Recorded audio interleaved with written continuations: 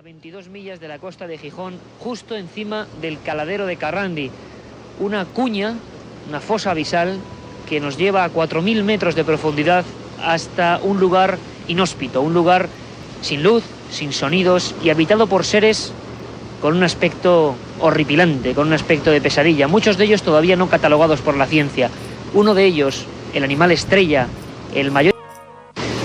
Un individuo, un animal, un ser, una leyenda real que muchos creían propio de imaginaciones calenturientas, como la de Julio Verne en aquella novela 20.000 leguas de viaje submarino.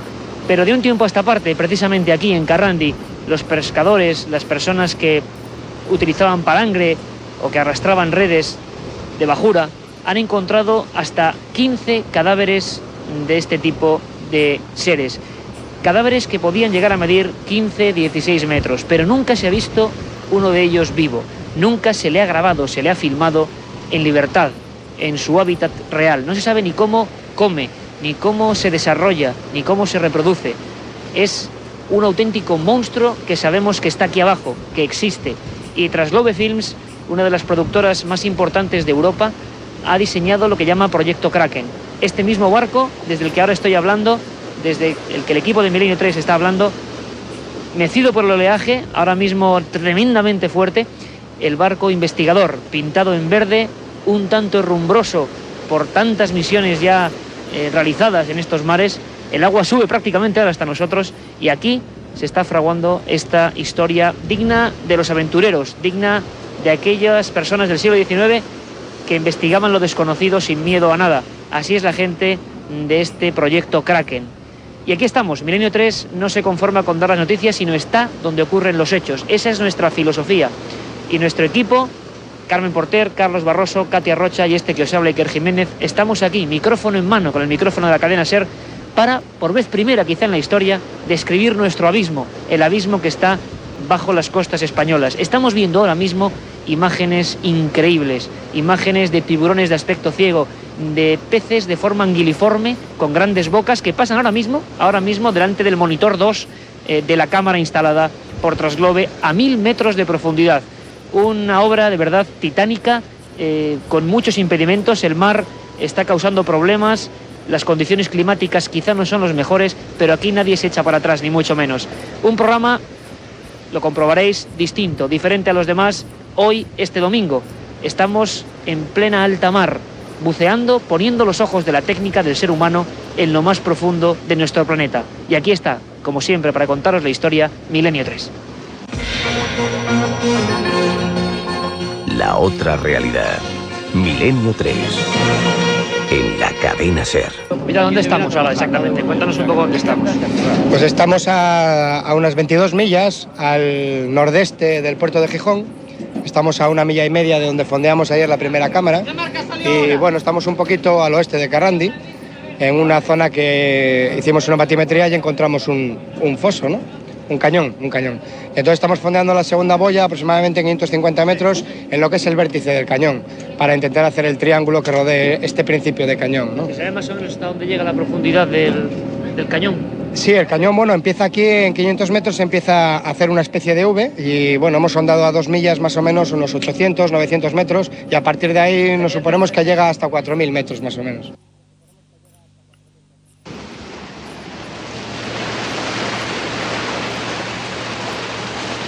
Y nos encontramos ya en esta especie de puente de mando junto a los monitores, y a un lado tenemos el agua prácticamente entrando por el casco. Los marineros en la parte superior están trabajando, haciendo los últimos preparativos. Ha caído ya la noche y nos encontramos, parece ser, sobre el punto exacto donde puede habitar ese Kraken, ese ser de las profundidades. Fernando González Siches, director del proyecto Kraken de Trasglobe. Menuda empresa, menudo trabajo impresionante, y hay que valorarlo, poner estas cámaras a 1.000 metros de profundidad. Un trabajo titánico. Pues desde luego, tan fascinante como complicado, porque, vamos, de hecho, por eso no se ha conseguido rodar hasta la fecha el calamar gigante, porque es que poner unas cámaras en esas cotas de profundidad y conseguir estar viendo en tiempo real como estamos ahora mismo, pudiendo ser testigos privilegiados de este abismo, pues nos ha supuesto 2 años de trabajo y 40 personas dedicándose en cuerpo y alma a desarrollar una tecnología que pudiera hacer real este milagro, ¿no? Pero el resultado, bueno, ahí lo tienes, es algo fascinante, estamos absolutamente emocionados. Es como ver otro planeta prácticamente aquí a través de los monitores. Exactamente, bueno, de hecho, como comentábamos antes en cubierta, pues es que es otro planeta. La Tierra, si tú le das la vuelta, si no la ves como solemos verla nosotros en los mapas, que es con los continentes, Estados Unidos, América del Sur, al oeste y luego Europa en el centro, y si le damos la vuelta y lo vemos por el Pacífico y lo viéramos desde el espacio, veríamos que el planeta es un planeta azul, o sea, principalmente de agua. Hay mucho más allá abajo que por encima del agua, en la superficie, y todo absolutamente desconocido. Esto mismo que tienes delante, estas imágenes de los monitores, están hechas en un lugar, son imágenes de un lugar que no se ha visto jamás en la historia, y no solo eso, sino que jamás desde la creación del mundo una luz artificial como esta ha iluminado ese fondo, ese limo que estamos viendo ahora, y a estas criaturas que pasan de vez en cuando por delante de la cámara, jamás nadie lo ha iluminado, salvo la propia luz bioluminiscente de los peces y los invertebrados del fondo marino. Nos da la sensación, Fernando, aquí al equipo de Milenio 3, de estar casi profanando un lugar, como tú decías, hermético, misterioso, lleno de seres, pues dignos algunos de pesadillas, ¿no? Porque estamos observando algunas criaturas difíciles de catalogar, seguro, que se acercan tímidamente a algunas de las dos cámaras instaladas en boyas que están ya en el fondo submarino de Carrandi. Sin embargo, hay un ejemplar, como tú bien dices, que es la estrella por el que nos hemos movido, por el que estamos ahora mismo aquí transmitiendo en plena noche para toda la cadena SER desde alta mar, que es el Kraken, el calamar gigante. La verdad es que hasta hace bien poco, hasta hace apenas un siglo, era una leyenda digna de mentes calenturientas, ¿no? Este calamar inmenso de 20 metros. Sí, era al principio, en textos que se remontan al medievo, pues era un pulpo a veces, un calamar otras, un animal que surgía del abismo, atrapaba a los buques, los hundía hacia el fondo y se tragaba a toda la tripulación. Incluso con anterioridad a esto, era una bestia legendaria que flotaba sobre el mar y formaba una especie de islas que hacían que atrajera a la gente hasta ellas, y que además decían que comía durante meses y se paraba a excretar toda esa comida que había comido durante otro mes, en el cual todo el mar se llenaba de sus excrementos, pero eran unos excrementos que atraían con olores maravillosos y con un sabor maravilloso al resto de las criaturas, peces, humanos y aves, y el momento en el que aprovechaba el Kraken se revolvía y se lo tragaba. Era la trampa del Kraken. Exactamente, que eso es una cosa que bromeábamos antes porque estábamos viendo gaviotas posadas encima de la superficie y decíamos, ojalá sea que el Kraken ha parado una vez más, y precisamente aquí donde tenemos las cámaras. Pero con el tiempo los naturalistas de entonces, todavía no había zoólogos propiamente dicho, pues empezaron a ver que aparecían restos en las playas de un animal que encajaba perfectamente con la base de esa leyenda, que era, es decir, un calamar gigante, ¿no?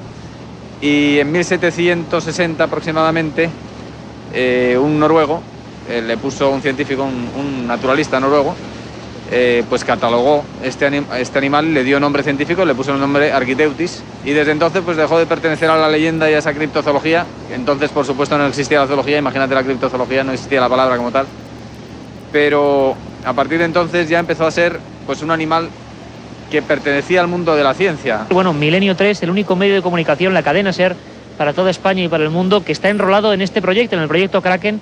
Hemos pasado ya 2 jornadas, ahora mismo es de noche, el mar con unas olas bastante imponentes nos lleva hacia el abismo aquí en el buque investigador. Y hay que decir que Trasglobe Films ha puesto a disposición de todo el mundo en internet esa página www.proyectokraken.com, www.proyectokraken.com. Estoy seguro que muchísimos amigos de Milenio 3 ya estáis casi escribiendo y sugiriendo y dando vuestra opinión. Ojalá podáis ver en esta larga campaña al Kraken.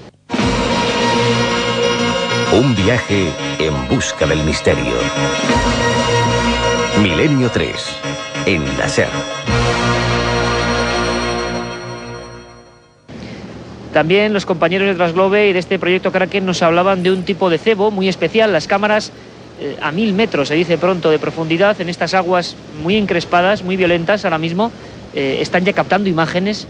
Ahora mismo estamos viendo a Fernando Iglesias manejando los mandos, coordinando el vídeo, el zoom, intentando captar pues prácticamente escrutar una negrura que es tremenda, que impone, que parece un planeta desconocido, como decíamos antes. Hablábamos también de ese cebo especial, compuesto de diversos componentes, que se supone que pueden atraer animales que a su vez pueden atraer como víctimas del depredador kraken. Carmen Porter ha estado hablando con los especialistas que están disponiendo ese cebo en el agua. Estamos ahora mismo con José Castro, tiene muchos premios en pesca, nos han dicho que eres uno de los mejores pescadores de España y eres el que te encargas del cebo en el proyecto Kraken. ¿Nos puedes decir de qué está compuesto ese cebo y qué pretendéis con él? Pues este cebo está compuesto por harina de pescado, sangre, aceite de pescado también y algo de vainilla. Fundamentalmente es harina y aceite de pescado. Lo que se pretende pues, es atraer a pequeños peces que a su vez puedan atraer también al calamar gigante o al propio calamar gigante en sí. Eso es fundamentalmente lo que pretendemos. ¿Sabéis ya que con ese cebo puede acudir al lugar? Bueno, yo sé que muchos peces acuden al lugar donde lo pones, donde dejas este cebo, y aparte pues es muy oloroso, entonces es normal que traiga muchos peces y posiblemente al calamar gigante, ya como te digo. Bueno, pues muchísimas gracias, José, y te paso el relevo, Iker. A ver, Fernando, 200 metros, ¿dónde está la boya ahora? Descríbenos un poco qué puede haber ahí. Pues a partir de los 200 metros ya no hay posibilidades de meterte a bucear, aunque llevas un equipo especial. Tienes una oscuridad absoluta, total, y una presión que podría aplastar a un hombre en una décima de segundo. Y empiezan a aparecer los primeros peces del abismo, los primeros peces que viven toda su vida en la tiniebla del fondo abisal. A los 200, ¿eh? A los 200. Lo único que pasa es que aquí la tierra lo tienen, o sea, lo que es el fondo marino lo tienen a partir de 550, que es donde está el fondeo. Y entonces todos los peces que encontremos ahora en la bajada, que la cámara ya está registrando, van a ser peces bentónicos, o sea, peces que no tocan nunca el fondo marino, y eso es mucho más difícil de atraerlos hasta la cámara en lo que es en la bajada, ¿no? Una vez que la cámara llega al fondo y empieza a esparcir ese cebo que va soltando ese rastro, entonces cuando tenemos posibilidades de ver alguno de los animales que incluso desde esta distancia de 200 metros donde está ahora le han seguido el rastro, ¿no?, a la cámara. Date cuenta que es un cebo que a ellos les atrae, es una comida que va perdiéndose en la negrura del abismo y dejando un rastro de sígueme, que es lo que queremos, que todos los peces que estén allí en esa zona vayan a por ello, ¿no? Y esos peces no ven, se guían por el olfato y por algunos estímulos eléctricos y cosas por el estilo. 300 metros. 300, ya oscuridad absoluta desde hace casi 200 metros. Esa es una columna de agua que nadie ha descubierto todavía que pueda haber ahí. Los arrastreros son los únicos que de vez en cuando arrancan algunos peces, los capturas con las redes, y de todas formas para nosotros sigue siendo un trámite, todavía estamos muy arriba. Nos queda más de la mitad del camino para bajar. Bueno, ya a punto de estar en el fondo, Fernando, aquí entre 450 y 600, ¿qué puede haber? Hasta 600, es que aquí en esta zona que ya es fondo, a partir de ahí sí que te encuentras esos carroñeros, esos cazadores que andamos buscando. En cuanto a peces ya los tienes. El calamar gigante puede estar desde hace ya 200 metros, estamos metidos en su territorio. Y como te decía antes, es la primera vez que se mete en este caladero y a esa profundidad un ojo, o sea, nuestra mirada, ¿no? El ojo este que ha metido Translobe es la primera vez que va a darnos un poco la muestra de qué es lo que hay abajo. Se sabe algunas cosas por algunos animales capturados, pero realmente es un mundo desconocido. Y ahora estamos ya en una oscuridad, estamos en el espacio exterior, pero debajo del agua. Solo que en un espacio sin sol. No hay soles, no hay estrellas. Las únicas luces son las que producen algunos animales del abismo. Luces fosforescentes, un poco fantasmales, que marcan sus siluetas, pero que lo único que pueden conseguir es o atraer al enemigo o despistarle, porque es un juego del escondite entre cazadores y presas y de disimulos con luces para engañarle y atraerles hacia zonas donde no están. Incluso hay animales que sueltan chorros que en vez de ser de tinta negra como en la superficie donde hay luz, aquí son de materiales bioluminiscentes que pegan fogonazos como fuegos artificiales fatuos en el abismo y hacen que los carnívoros solo muerdan el vacío, ¿no?, donde está su tintura fosforescente. La otra realidad. Milenio 3, en la cadena SER.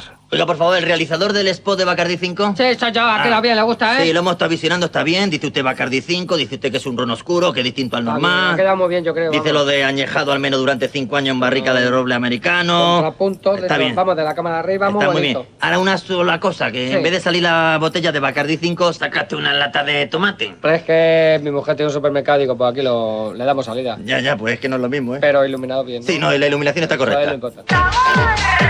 Bacardí 5. El ron añejo que no te esperabas.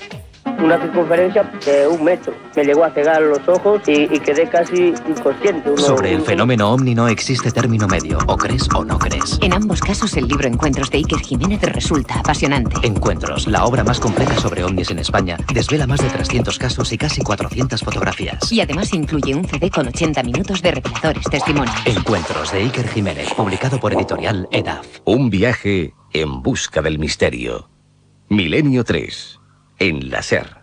Pues ahora mismo me encuentro en la sala de máquinas con Joaquín Gracia, que es el técnico, el que entiende de todos los aparatajes que se están metiendo en el fondo submarino. Buenas noches, Joaquín. Hola, buenas noches. ¿Qué tipo de aparatos utilizáis para intentar grabar el calamar gigante? Bueno, utilizamos unos sistemas desarrollados por nosotros, en realidad son unas cámaras de alta sensibilidad que van dentro de unos cilindros preparados para aguantar altas presiones y las sumergimos a 800 metros y pico, de 800, 500 y 600 metros de profundidad.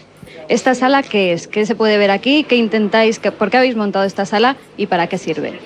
Bueno, esto es el módulo de control, esto está en la cubierta del barco y aquí es de donde se reciben las señales de las cámaras que están situadas a esa profundidad, porque las cámaras mandan una señal de fibra óptica a superficie, a una boya, y la boya manda una señal vía radio de vídeo a esta sala donde nos encontramos. Y al mismo tiempo también podemos actuar independientemente de las 3 cámaras que tenemos con 16 controles cada una de ellas. O sea, podemos ajustar foco, zoom, iluminación, activar cebos electrónicos de baja frecuencia vía radio desde este módulo.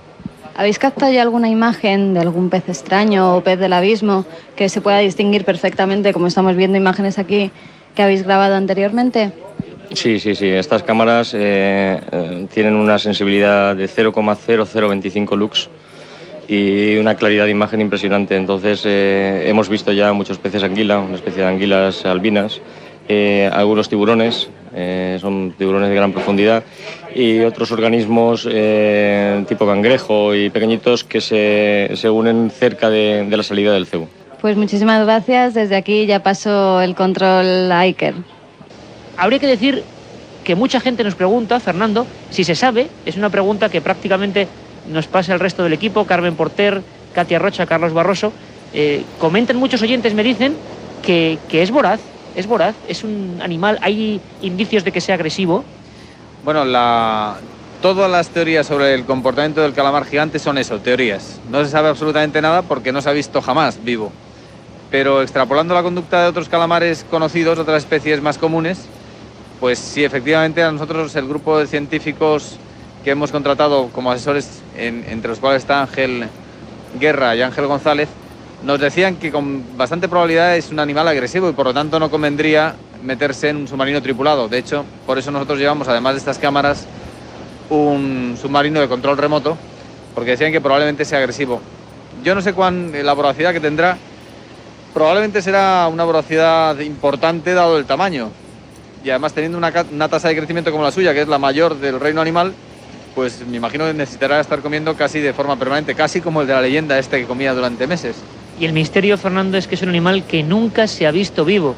Pensemos un poco en esa paradoja, tan inmenso, tan increíble, pero que nunca hemos podido verlo y, por supuesto, filmarlo. Ojalá esta sea la primera vez. Hablábamos de otros especialistas, como Ángel Guerra y las personas que están en este buque investigador con nosotros, más de 20 personas en pleno mar, en la zona abisal de Carrandi, y nos comentaban incluso algunos de ellos, incluso a punto de meterse como buzos dentro del agua para hacer unas peligrosas maniobras bajando la cámara, el tipo de tiburones que hay por estas mismas aguas. Muy curioso. Luis, coméntanos qué vas a hacer. Bueno, pues vamos a hacer unas tomas, realmente son las únicas tomas en las que se va a utilizar el hombre. Bajaremos hasta una cota de unos 10-12 metros para hacer las tomas de entrada de la boya en primer lugar de la cámara, haré un seguimiento hasta cierta profundidad con ella y después posteriormente pues haremos también la toma de la entrada, del impacto de la propia boya en el agua. Haremos también algunas otras tomas que son tomas que se necesitan, que son importantes en cuanto a lo que es pues hacer un contraluz con lo que es la superficie del agua. Y básicamente será lo que haremos. ¿Y a qué temperatura está el agua? ¿Muy fría? ¿Está la latitud? Sobre unos 17 grados. Es una buena temperatura, aunque este año, por ejemplo, el Cantábrico lo tenemos más frío, 1,5 grados más frío que otros años. Ahora aquí puede haber, pues perfectamente puede haber algún tiburón. No entraría ningún problema porque como se está cebando con pescado y se está cebando con sangre, etcétera, pues es fácil que nos encontremos pues, con algún marrajo y alguna tintorera fácilmente. Tenemos previsto incluso, si tenemos que hacer inmersiones a más profundidad, pues incluso tenemos una jaula aquí para poder bajar en caso de que, que fuese necesario hacer alguna toma o que incluso pues podría haber la casualidad de que tuviésemos incluso que filmar el calamar. Ojalá que fuese así, que tuviésemos que utilizarlo, ¿no? Pero más que nada la jaula, pues sería conveniente utilizarla para cuando se está grabando con el ROP, porque se va a hacer digamos que se va a meter bastante pescado, bastante carnada, y entonces pues ahí sí que se pueden atraer a grupos importantes, ¿eh? No hay que olvidar que estamos en un área que es el área de la caída de la plataforma continental y que aquí pues incluso en el Cantábrico tenemos tiburón blanco, pero bueno, que no, eso la gente no lo sabe, ¿no? Sí, la gente lo desconoce, ¿no? Nosotros tenemos citas en Cepesma, pues tenemos citas de los últimos 12 años en los cuales hay 2 citas de tiburón blanco capturados y que que está considerada un área típica de él. Lo que pasa que está muy fuera de la plataforma. Y tantas especies de tiburones. El tiburón más grande que tenemos es el tiburón peregrino, ¿eh? El tiburón peregrino aquí es muy habitual, sobre todo en estos meses de septiembre. Aflora muy cerca de la costa precisamente por la configuración especial que le da la masa planctónica, que en algunas zonas las corrientes la acercan bastante a la costa y puede medir perfectamente 12 metros. No es peligroso, en primer lugar porque no es carnívoro, se alimenta de masa planctónica. Y después, pues tenemos el marrajo, que es peligroso. Es peligroso, yo te puedo contar anécdotas, pues incluso de pescadores que lo están capturando, que después de que le visceran completamente, que le sacan estómago, etcétera, pues si no tienen cuidado o protección en los pies, pues pueden quedarse sin un pie perfectamente. Después, digo, de viscerarlo completamente en cubierta, ¿no? Acabamos de observar todo el proceso de la bajada de la cámara.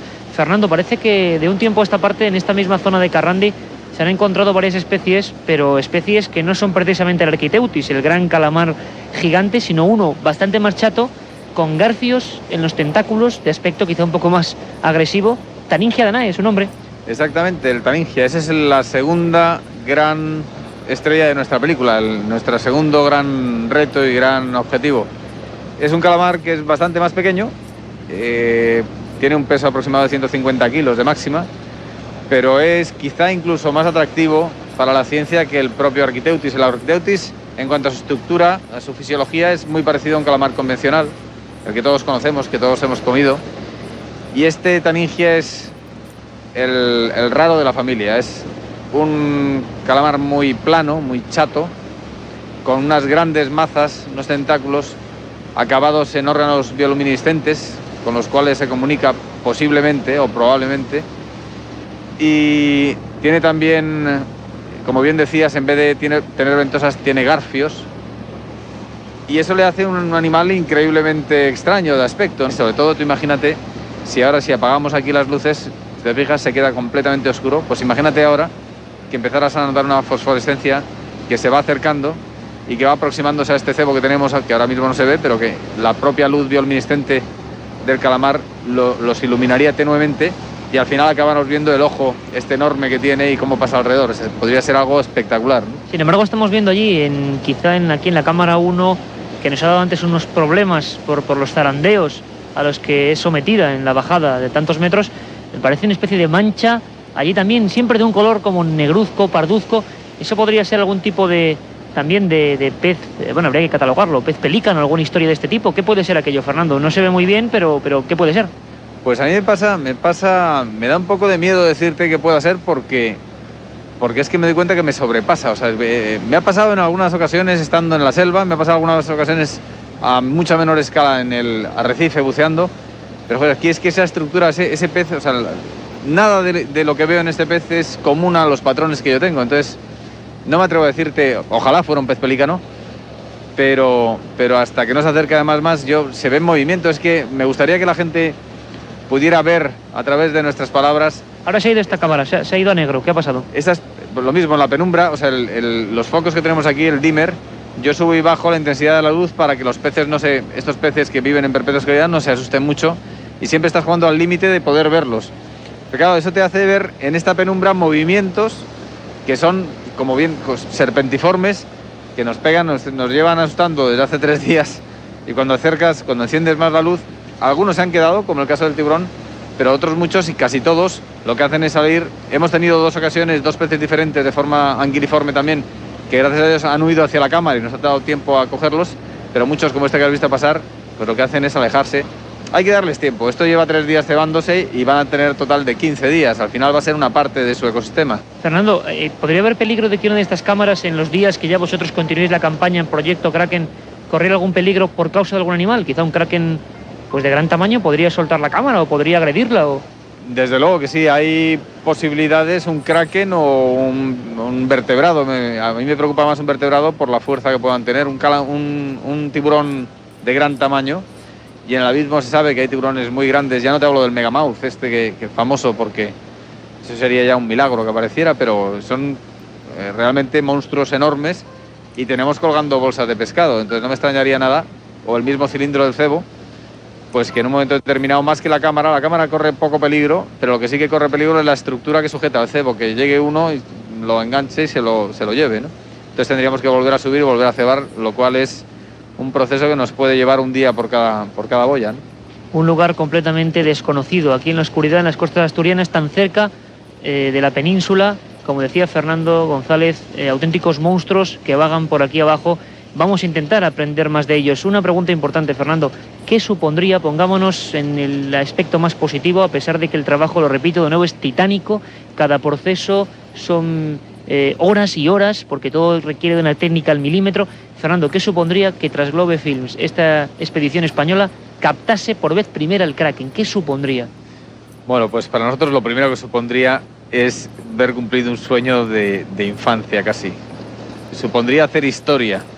Supondría para la ciencia un paso de gigante en el estudio del Architeuthis. Y para los amantes de la criptozoología, como somos tú y yo, pues supondría además las posibilidades de abrir nuevos retos, porque te adelanto que si de verdad conseguimos aquí un calamar gigante, tras Globe Films va a poner todo el empeño en emprender una nueva campaña con la seriedad de esta, buscando otro de los grandes animales de la criptozoología, como es este Yeti, Bigfoot, Sasquatch, o como quieras llamarlo, este posible antecesor del hombre que pueda llegar, que puede estar todavía vivo en alguno de los rincones de la Tierra, ¿no? Esto todavía es muy aventurado, pero desde luego si conseguimos estas imágenes del kraken, muchas cosas van a cambiar. Yo creo que solamente por el hecho de la seriedad con la que se van a tomar algunas cosas que hasta ahora no se tomaban en serio en este país, que tenías que irte a Estados Unidos para tomártelo, pues sería un paso de gigante, ¿no? Avanzaríamos enormemente y animaríamos a mucha gente a darse cuenta de que quedan muchos misterios y muchas aventuras y muchos animales míticos por descubrir, muchos de ellos en este mismo abismo donde ahora mismo están nuestras cámaras. Unos ojos que nos observan, seres huidizos, otros que se aproximan, parece que con curiosidad. Lo que no sabemos, y estaremos en conexión permanente con Trasglobe, con Proyecto Kraken, es qué puede pasar en estos 15 días donde los cebos van a ir, pues bueno, dejando sus sendas, su anzuelo para estos animales. Ojalá haya muchísima suerte. Ha sido un placer poder estar aquí de testigos Milenio 3, enrolados, como decíamos antes, en este gran proyecto de aventura. Y os lo vamos a decir muy sinceramente, porque en este caso somos casi oyentes y aprendices de este tipo de aventuras. Qué orgullo, qué alegría que aún en este tecnificado siglo XXI, todo medido, como decíamos, al milímetro, haya gente con ese espíritu aventurero auténtico que parecía ya perdido, capaces de jugarse el todo por algo que no sabemos si va a aparecer o no. Pero desde luego esta experiencia humana, esta experiencia zoológica, esta experiencia de misterio va a merecer mucho la pena, y estoy seguro, Fernando, consigamos ver el kraken o no, que esto ya es historia, y eso es importante. Pues muchísimas gracias. A mí lo que me alegra es que tener un amigo como tú aquí, siendo testigo y disfrutando igual que yo de esta gran aventura. La otra realidad. Fenómenos extraños. Misterios sin resolver. Milenio 3. En la SER. Din don din, din don din. Último aviso para el pasajero Gervasio Pons. Llevamos 20 minutos esperándole en el avión, juez, ya le vale, ¿no? Din don din. Aguante un poquito que me acabo de pedir un Bacardi 5, hombre. Din don din. Oiga, Gervasio, que ya está bien, ¿no? Din don din. Voy. Es que Bacardi 5, hombre, que está añejado en barrica de roble americano, no voy a tirar la cosa. Din don din. Gervasio, nos vamos. Una lagrimita me queda. Ah, se siente. Din don din. ¡Me que trefe! Bacardi 5. El ron añejo que no te esperabas. Aparte de gozosos, dolorosos, gloriosos, los misterios de la Iglesia son sorprendentes e inexplicables. La periodista Carmen Porter te ayuda a desvelarlos en Misterios de la Iglesia, una obra que saca a la luz los episodios más impactantes del fenómeno religioso. Exorcismos, apariciones, cuerpos incorruptos, estigmas. Misterios de la Iglesia, de Carmen Porter, publicado por Editorial EDAF. Un viaje en busca del misterio. Milenio 3. En la SER. Me encuentro ahora mismo en el puente de mando, espero que el sonido incluso os llegue mucho mejor. Recordaros que dentro de unas horas, dentro de 4 horas exactamente, un programa especial sobre todo lo que estamos viviendo aquí en el caladero de Carrandi. Carmen Porter, tenemos una comunicación, está con un micrófono de la cadena SER y está llegando a un pequeño caladero donde un barco pesquero acaba de descubrir algo impresionante. Acaba de pescarse un calamar gigante ahora mismo. Carmen Porter, ¿me escuchas? Iker, ¿estás ahí?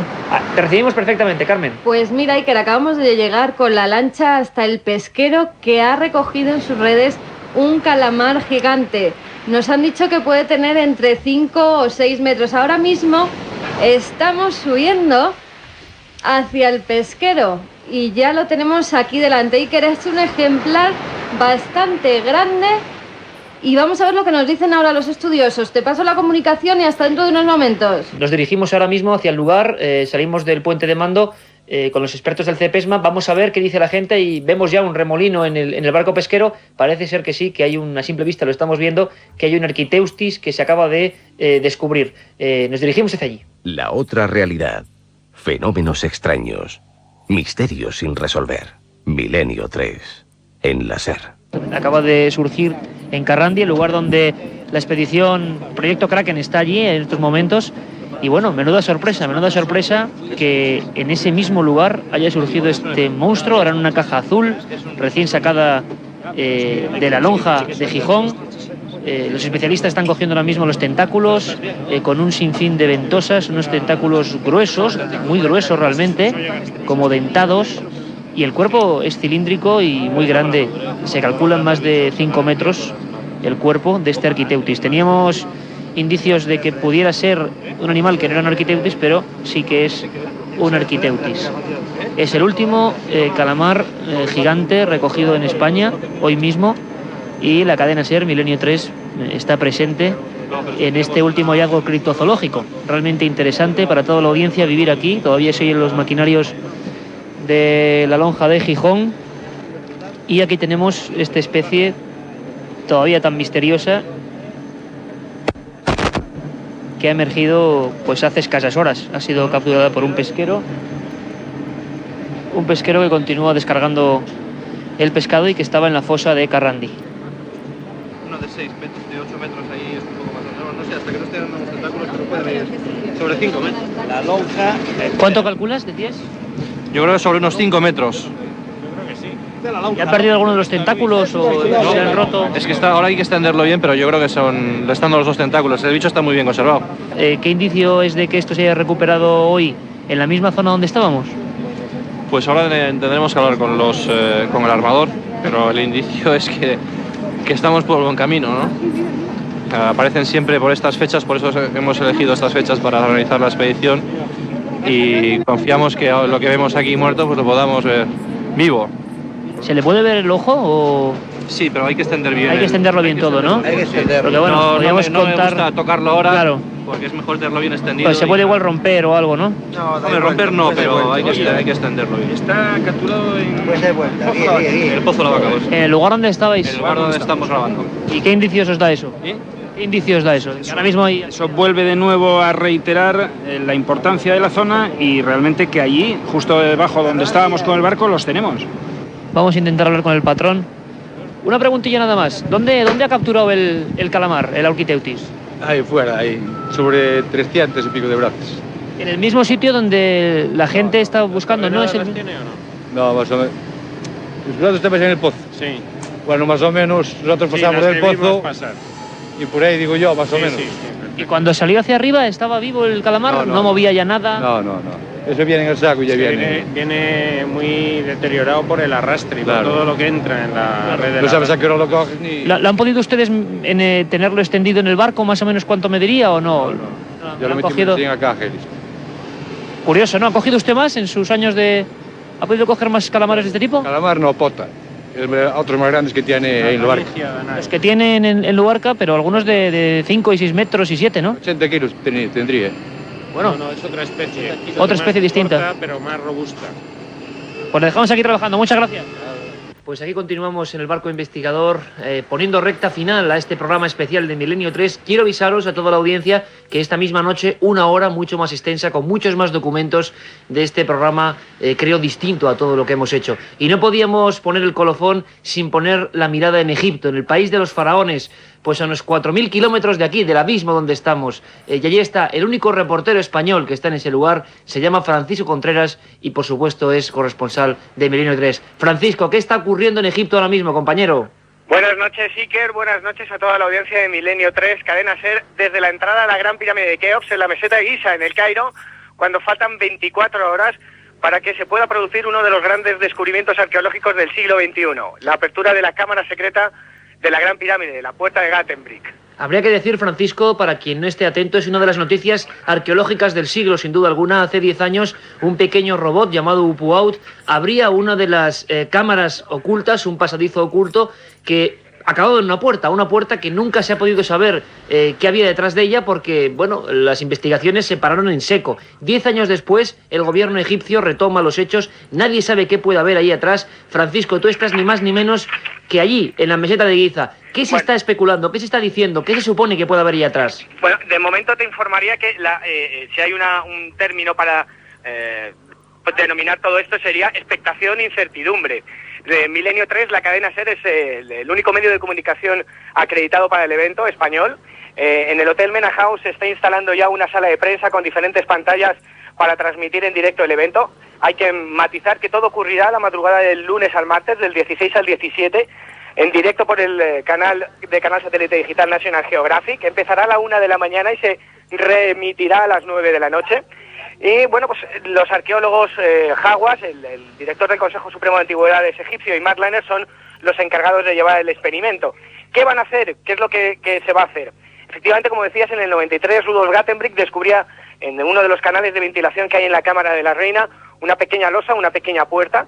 Fue uno de los grandes descubrimientos del 93 y ahora, 10 años después, casi 10 años después, van a introducir otro robot que se llama Pyramid Rover, que está diseñado por los técnicos del Laboratorio de Inteligencia del Instituto Tecnológico de Massachusetts, que es una versión para más detalle de un pequeño robot que se utilizó para el rescate de posibles personas en el atentado de las Torres Gemelas, y que lleva una serie de instrumentos, entre ellos radares de máximo alcance, GPRs de máxima definición, para descubrir qué hay detrás de esa puerta. Desde luego el evento va a ser increíble. National Geographic lo da a más de 140 países, más de 23 idiomas distintos, y está estipulado que más de 115 millones de hogares vean en directo durante la madrugada del lunes al martes qué hay detrás de la puerta de Gatenbrick. Estaremos ante una nueva sala, tendremos un nuevo descubrimiento que haría reescribir la historia de la cultura faraónica. No lo sabemos, Iker, y los nervios están a flor de piel aquí. Te comprendemos, Francisco, perfectamente. Estamos hablando a 22 millas prácticamente en el mar Cantábrico, conectando Milenio 3 siempre, donde ocurre el misterio, está este programa con la meseta de Giza. Y a mí me gustaría, porque sé que vives el periodismo de una forma muy especial y sé que hemos estado varias veces en ese país de los faraones, sí. ¿Qué fotografía me harías, Francisco, de lo que está ocurriendo esta noche ahora mismo allí, en la puerta de la llamada Pirámide de Keops, la última maravilla del mundo? Bueno, ahora mismo te diría, estoy rodeado por 3 policías montados a camello. Tengo delante mío una visión de el Cairo nocturno, que es fascinante, más de 1000 mezquitas, más de 1000 minaretes iluminados con esa luz verde fosforito que caracteriza a esta ciudad. Tengo a la Dama del Miedo, a la Dama del Terror, la Esfinge, contemplándonos. Las pirámides están completamente iluminadas, salen rayos láser de color blanco que rasgan el cielo, la inmensidad del cielo egipcio, y en el Mena House todo es incertidumbre. Puedo vislumbrar, ver desde aquí, justo desde la entrada a la meseta de Giza, esa entrada a la pirámide de Keops, el movimiento de taxis locos, completamente locos e histéricos, diría yo, haciendo sonar sus claxon, y en la sala de conferencias, donde hay otro buen compañero nuestro, Pedro Martínez Poveda, que me transmite en directo todo lo que está pasando. Bueno, pues es nerviosismo, expectación, incertidumbre, es puro notición de aquí a unas horas, sí que puro notición de aquí a unas horas. Francisco, si me permites, yo creo que el sonido nos llega gracias a nuestros técnicos realmente de una forma espectacular, y la verdad me gustaría preguntarte, ponerte en un brete, ¿qué piensas tú que puede haber detrás de esa puerta? Hoy las especulaciones son muchas. La última hipótesis que se está barajando aquí en el backstage de este gran acontecimiento es que seguramente estemos ante el descubrimiento de una nueva cámara. ¿Qué haya en esa cámara? No se sabe, desde un sarcófago, desde un libro, desde papiros, desde una estatua. Ten en cuenta que hay una teoría que es la que está funcionando ahora mismo. Esos canales de ventilación de la Cámara de la Reina coinciden con una serie de estrellas como pueden ser Sirio, y se está especulando con su relación con la diosa Isis, que hay una escultura de la diosa Isis. Se está especulando también que se puedan encontrar grandes tesoros, el mismo cuerpo de Keops, el presunto o supuesto constructor de la Gran Pirámide. Se están especulando un montón de cosas, pero lo que sí es verdad, Iker, es que National Geographic o el canal Fox, que son los que tienen la patente de esta exclusiva televisiva, no se meterían o no se embarcarían en un proyecto así sin antes no hubiesen tenido una serie de comprobaciones de que efectivamente va a haber algo. Yo, si quieres, te doy ya una exclusiva. El robot se ha probado, el robot de Pyramid Rover, el nuevo robot que sustituye al Lupu-Out 2 de Gattenbrick, se ha introducido por ese canal de 65 metros, que va a ascender 65 metros por 15 metros de ancho que tiene, y ya se tienen imágenes de lo que hay. Lo que no lo sabemos es lo que hay detrás de la puerta. Si quieres este detalle en mismísima exclusiva, ya te lo doy. Yo he podido ver imágenes de cómo avanza el Pyramid Rover a lo largo de esos 65 metros, y lo que falta es que una pequeña cámara de fibra óptica se introduzca por una de los huecos de las grietas que hay en esa losa de Gattenbrick para ver qué hay detrás. Es lo único que falta. Ahora, va a haber algo. En el caso más negativo de todos, aunque no se descubra nada, creo que Milenio 3 y la cadena SER va a hacer en realidad uno de los lemas de la filosofía de nuestro programa, que es: donde está la noticia está la SER, donde suceda el misterio, donde suceda lo insólito, estará Milenio 3, y para bien o para mal estaremos contando en directo para toda España y para todos nuestros oyentes. Francisco, hay una pregunta que se hace mucha gente, y la verdad es que te la volvemos a remitir, mejor que nadie ahora mismo tú para intentar contestarla. Vamos a hacer varios programas especiales sobre el tema de Egipto. Tú eres el único reportero español que estás ahí viendo con tus ojos todo lo que está pasando ahora mismo, el único medio de información, hay que destacarlo. Y me gustaría, casi en nombre de todos los oyentes de Milenio 3 y de la cadena SER, Francisco, la gran incógnita es por qué esto se descubre en el 93 y durante 10 años no se hace nada, o incluso se impide el permiso al investigador alemán Gantenbrink, que es quien lo descubrió, a seguir investigando. ¿Qué clase de misterio, de desinformación hay ahí? La gente se lo pregunta. Bueno, vamos a hacer una pequeña cronología en tanto lo que son los canales de ventilación por donde se va a meter ese pequeño robot y los descubrimientos. Los canales de ventilación, para que todos nuestros oyentes se sitúen, si hacemos un corte en una pirámide, tenemos la visión horizontal, hay Cámara del Rey, que estaría en la parte superior, una gran galería justo debajo, y la Cámara de la Reina. Bueno, todo se va a llevar a cabo en esa última cámara, donde hay dos canales que emergen en diagonal de la Gran Pirámide.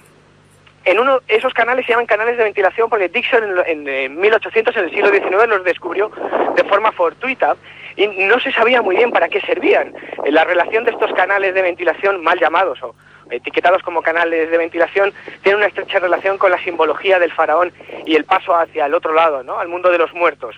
La cultura egipcia creía que el espíritu del gran faraón atravesaba esos canales para salir a la tierra del más allá, donde recibían pues toda la mitología, todos los dioses egipcios. Bueno, no se sabe muy bien si va relacionado con esa mitología, se cree que sí, o si tenían alguna función. El caso es que ya desde el siglo XIX, 1870 y tantos, Dixon los descubrió. Petrie, el gran arqueólogo, estuvo investigando sobre la función que tenía y empezó a intentar indagar hacia dónde conducían esos canales y se quedó sin ningún tipo de solución. Y resulta que en los años 90 las autoridades egipcias deciden hacer una rehabilitación de la Gran Pirámide debido al deterioro que está sufriendo por la cantidad de visitantes que tiene.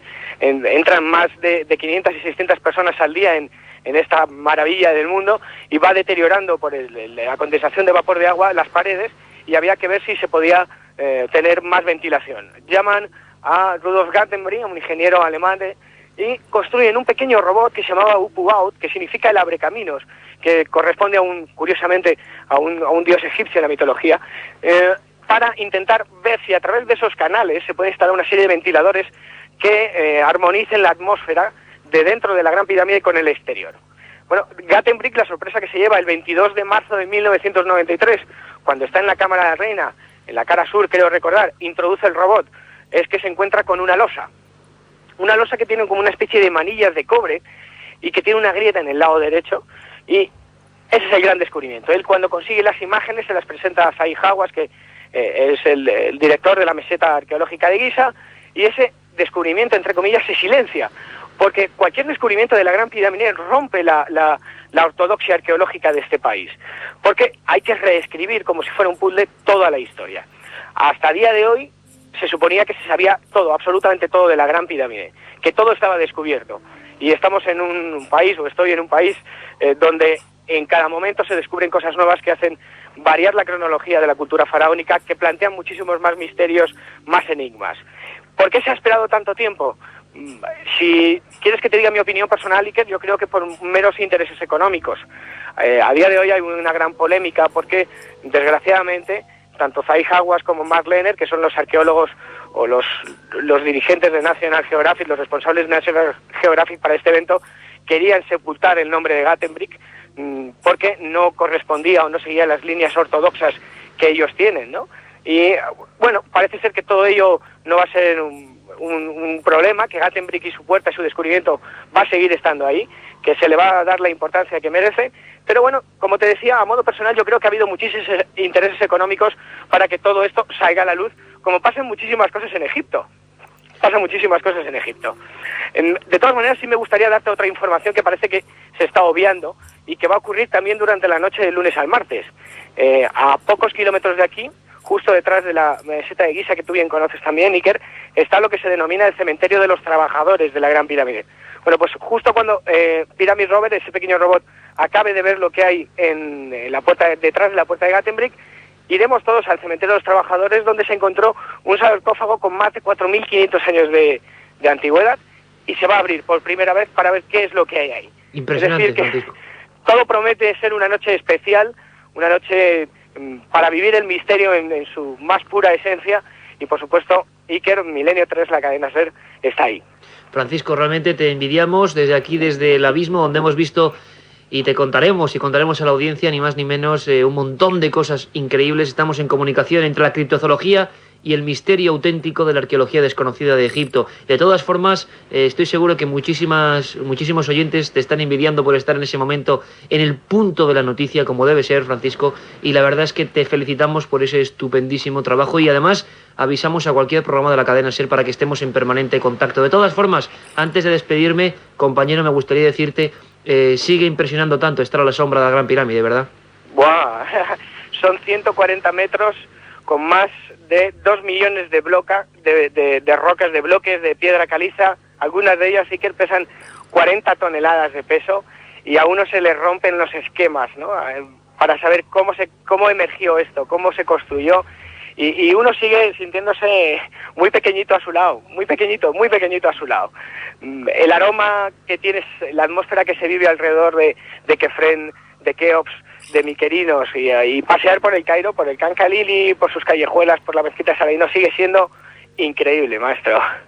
Donde está el misterio está la SER, como hemos dicho varias veces, y en este momento donde ocurre y donde va a ocurrir aparentemente algo histórico, está este detective de lo insólito, nuestro amigo Francisco Contreras Gil. Francisco, un abrazo muy fuerte, un abrazo al compañero Pedro Martínez Poveda y gracias por esta información. Estaremos en permanente contacto con el micrófono donde está pasando el misterio. Un abrazo muy fuerte, compañero. Otro para vosotros. Conexión desde Carrandi, en el Cantábrico, en pleno mar, con Egipto, con la meseta de Gizeh, donde estaba nuestro corresponsal. Pues así despedimos este programa, así nos despedimos. Dentro de 4 horas, una emisión especial íntegra de 1 hora. Espero que hayáis disfrutado. Más aventuras en menos tiempo creo que es imposible. Un abrazo de todo este equipo, un abrazo a toda la gente de la cadena SER que nos sigue desde tierra firme y simplemente deciros que gracias por escuchar.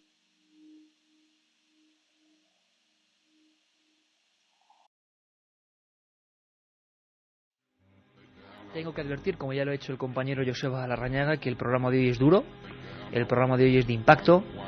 Ya sabéis que Milenio 3 es simplemente eso, la nave del misterio, la nave del periodismo de lo desconocido, que si hace 7 días estaba en el epicentro templario de Ponferrada hablando de historia, de pura y dura historia que puede ser igual o más apasionante, hoy sí que se mete en uno de esos temas que se encuentran en lo más profundo, en lo más misterioso de la mente humana, o no. Casi sería pensar que vienen de fuera algo peor, ¿no? Para la religión viene de algo de fuera, viene de un dogma de fe, viene del demonio, viene de Satanás, de Lucifer. No estoy diciendo ninguna barbaridad.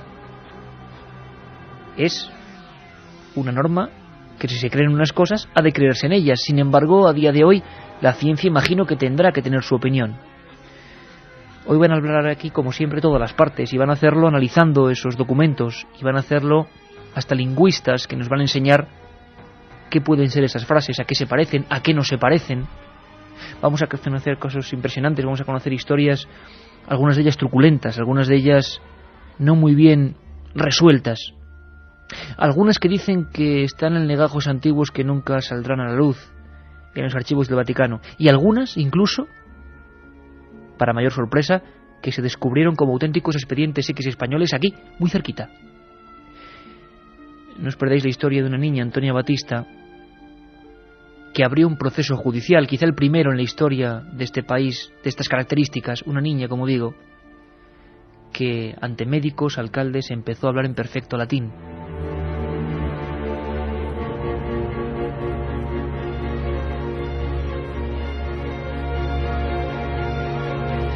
Así que noche de esas de impacto, mejor compañía imposible, con Katia Rocha, con Carlos Barroso, con Juanma Frasquet en la nave del misterio y con músicas muy especiales más que nunca, con esas músicas que van directamente al epicentro de los sentimientos, y con Carmen Porter. Buenas madrugadas. Buenas madrugadas, Iker. Como digo, un tema duro, habría que avisar, yo he avisado bastante, pero sí que según donde se escuche este asunto, la sugestión, hay que decirlo, como decían algunos viejos profesores de estos temas, ¿no? Hay que avisar, siempre hay que avisar. Sí, siempre hay que avisar porque son escenas fuertes, son palabras, gritos, gruñidos animalescos que la verdad en muchas ocasiones, según el lugar donde te encuentres, pueden hacer volar la imaginación demasiado y causar hasta miedo. Me parece muy bien esa primera pisada al freno, porque siempre lo vamos a hacer, ya nos conocéis, con absoluta asepsia, pero los documentos están ahí. Xenoglosia, glosolalia, por cierto, 7640 para hoy más que nunca opiniones, ¿no? Interpretaciones, hoy más que nunca los oyentes son detectives. En ese 7640, palabra clave, milenio, espacio, lo que vosotros queráis, nos podéis contar, pues incluso casos de exorcismos, que en la madrugada del domingo nos llegaron relatos de familiares a los que se les habían realizado este tipo de ritual. Historias que conozcáis, leyendas, incluso vuestras opiniones de lo que pueda ser, que es una enfermedad mental. ¿Opináis que es una enfermedad mental? Pues decírnoslo. Si hay psicólogos, psiquiatras escuchando, también que nos den su opinión. 7640, palabra clave, milenio, espacio y lo que vosotros queráis. Hoy vamos a querer vuestra colaboración hasta para casi hacer de traductores, porque vamos a recoger antiguas historias que soltaron palabras concretas que incluso ni los expertos en latín se ponen de acuerdo. Seguro que entre los oyentes hay muchos expertos en muchas cosas. Sorteamos, me lo hace Carmen con un símbolo, haciendo el círculo con el dedo, claro que sí, el CD de las dramatizaciones, el CD de esas, creo que son ya 12 historias, espero que no sean 13 para esta noche, es broma, creo que son 12 historias, entre las que se encuentra la Pasión, esas 3 partes que emitimos de la Pasión y que tanta gente nos ha pedido que por favor volvamos a sortear. Y el pastor que vio el diablo, y el encuentro en coma de vaca, y lo que le sucedió a Maximiliano Iglesias Sánchez, y el crimen de los Galindos, y tantas cosas. 7640 a partir de ya.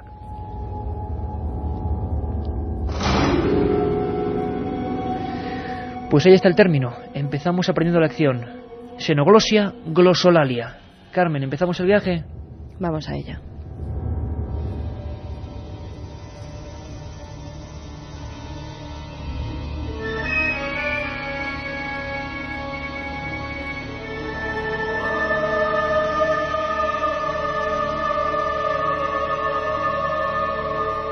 En los estados alterados de conciencia y en los más profundos trances mentales, el ser humano parece facultado para provocar una serie de espectaculares fenómenos que a día de hoy aún no tienen explicación.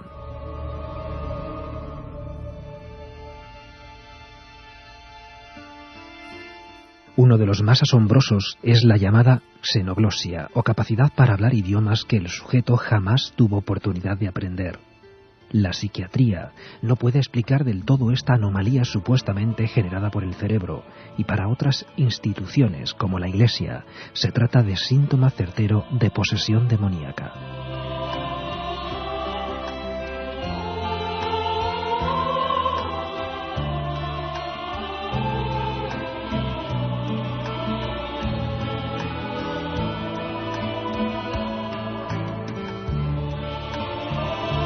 Pues si quieres, vamos a pasar a definir lo que es la xenoglosia. Viene de la palabra griega xeno, que quiere decir extraño, y glosa, que es lengua.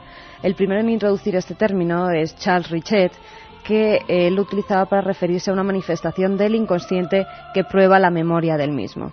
Es la capacidad repentina de hablar un idioma, tanto antiguo como actual, pero que la persona, nunca ha aprendido.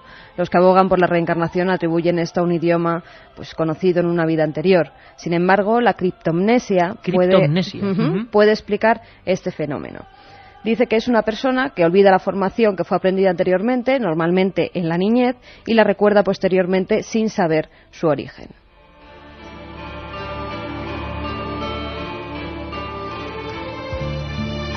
Los estudiosos además aseguran que la persona que en determinado momento comienza a hablar otras lenguas no son conscientes de ello, y además las palabras que emiten en la mayoría de las ocasiones no tienen un significado específico.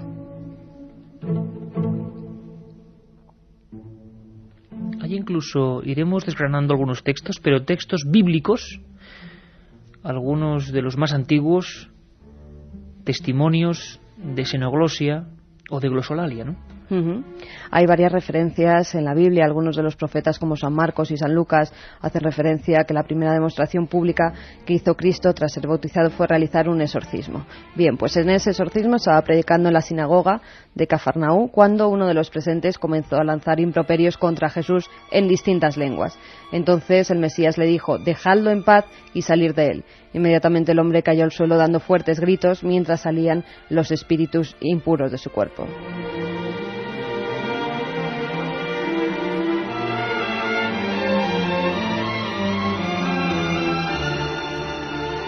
Incluso Pablo decía en Corintios 12 que no todos teníamos los mismos dones y que solo algunos pocos tenían el don de hablar lenguas. Bueno, el cine también ha tenido mucho que ver en esta historia. La ha popularizado, sobre todo a raíz de una película. Hoy vamos a recordar 2 en concreto, pero una que nos sigue poniendo los pelos de punta. Y yo es que, de verdad, Carmen, estamos aquí, miro para atrás, todo está oscuro, menos mal que en la nave de Juanma, donde está Cate, también hay un poco de luz, porque de verdad que a mí, yo no sé si es algo psicológico, imagino que son como las fobias, uno, pues bueno, se le han quedado ahí remanentes, ¿no? A mí todavía hoy, por ejemplo, ver en casa la película El Exorcista solo, pues sigue siendo una prueba, y mucha gente dirá, bueno, vaya cobardica, ¿no? Este que va de aventurero, pero cada uno tenemos nuestras taras, nuestros pequeños microtabús, ¿no? Quizá por esa cara, quizá por la historia que ya hemos contado de esa película, y quizá por algunos momentos. Escuchad bien los sonidos. Vamos a comparar a veces, en esta noche, ciencia y realidad con ficción y cine. Vamos a ver que todo se funde. El padre Carras, el atormentado padre Carras, uno de los personajes predilectos de este equipo, se acercaba, año 73, a esa niña, a Reagan, que en realidad ya contamos que era un niño, el caso de Mount Rainier, el caso que inspiró el bestseller mundial y la película. En un trozo que pasó más o menos desapercibido, quizás no tan espectacular como otros, se producía una escena fundamental. Ahora Carmen, que hizo ese estudio en Misterios de la Iglesia, su libro en edad, nos va a contar algunas de las señales que para la Iglesia eran clave de fenómeno paranormal y sobre todo de posesión demoníaca. Para la Iglesia, repito. La ciencia ha cambiado esas cosas. Uno era la xenoglosia. Y en este momento, en El Exorcista, se producía eso. Padre Carras, con una grabadora, empezaba a hacer preguntas. En la cama, atada, con la cara en carne viva, Reagan, la niña. Magnífico día para un exorcismo. Pero no te haría salir del cuerpo de Reagan. Serviría para unirnos. ¿A ti y a Reagan? A ti con nosotros. Mirabile dictu, ¿no crees? ¿Hablas latín? Ego te absolvo. Quod nomen mi est. Oyo. Quod nomen mi est. Graplín de matana. ¿Cuánto tiempo piensas quedarte dentro de Reagan? Hasta que se pudra y apeste bajo la tierra.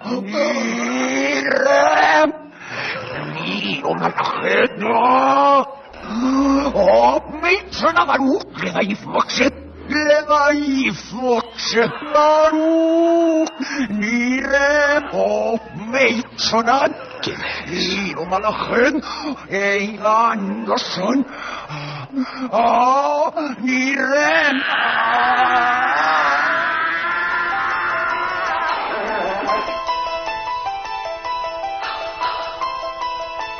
La Iglesia Católica se llamaba Pedro Suñer. Se había encontrado con unos 100 casos. 100 casos, escuchad bien lo que os digo, cotejados por el obispado. Y el propio obispo es que entendía que era el permiso. Tenía que, facultar con una serie de documentos para que luego actuase este hombre. Este hombre, que por su cargo tenía que haberse estudiado perfectamente todos los libros de demonología, rituales romanum, toda una ciencia oculta de la que no se habla, una ciencia oscura. Y este hombre, como si fuera la película de William Friedkin, se dirigía a las casas y en ocasiones hasta él mismo sentía miedo. En aquella entrevista que yo desde luego no podré olvidar, muy cerquita de la calle Templarios, muy cerquita de la catedral impresionante de Barcelona, en ese ambiente de noche, yo también salí temblando. Pedro Suñer me confesó algunos de los casos, algunos de los datos, algunos de los nombres que obviamente, a pesar de que seamos periodistas, también somos personas, no podemos dar. Pero sí podemos tener la esencia de lo que para Pedro Suñer era lo más impresionante. Escuchamos ahora, en este documento, al último exorcista oficial español de la Iglesia, que me hablaba cara a cara de algunos casos, de algunos diálogos. Se refería uno con una niña de 9 años en perfecto latín. Otro síntoma también muy conocido, pues es el signo de hablar lenguas desconocidas. O sea, esto, pues, en algún caso yo lo he percibido, en concreto en latín, que yo los exorcismos practicaba en latín. Ajá. Y entonces ver que el otro te responde en latín, también, cuando no sabe latín, ¿verdad? Claro. Entonces, claro, dices, aquí hay algo. Carmen, ¿qué dice la gente? 7640. Pues ya nos están llegando muchas preguntas en ese 7640, palabra clave milenio, como Roberto de Vigo, que nos dice: ¿puede ser que las posesiones sean siempre llevadas a cabo por el demonio? Lo sabe, ¿no? Para diferentes culturas son otros demonios y otros seres, incluso hay posesiones celestiales, ¿no? Luego hablaremos de los místicos, que no era el demonio quien les azuzaba precisamente. No, hay además todo un estudio sobre las posesiones en las que son los pentecostinalistas, me parece que se llaman, los que dicen que la posesión se produce, la que produce la xenoglosia es por el Espíritu Santo, o sea que no son simplemente demonios. Sí, claro, que les entra el Espíritu Santo y les influye y además, a veces hay que descartar, sobre todo, que se trate de una enfermedad mental, claro. Eso es lo primero que tienen que descartar. Y es más, hoy en día los exorcistas oficiales de la Iglesia Católica tienen que ir siempre acompañados de un psiquiatra o un psicólogo. Hoy vamos a centrarnos no en exorcismos. Recordéis que un día de verano hicimos otro programa de este tema centrándonos en el ritual del exorcismo, cómo se sigue haciendo en el siglo XXI. Hoy vamos a hablar, sobre todo, con profundidad, con detalles, de lo que es la xenoglosia. Quizás el elemento más extraño Pero hay otros, ¿no, Carmen? Hay otros elementos que la Iglesia, en sus terminologías, en sus clasificaciones, considera como las bases. Vamos a ver, si Pedro Súñer, el exorcista de verdad, o otros que le han cogido el relevo, como José Antonio Fortea, exorcista también, van a un lugar y ven, por ejemplo, la escena que siempre tenemos en mente, que suele darse en niños y sobre todo en niñas. ¿Qué tiene que ver para darse cuenta de que hay un tema serio? Hay algunos 3 o 4 datos que son importantísimos, ¿no? Aparte del don de lenguas.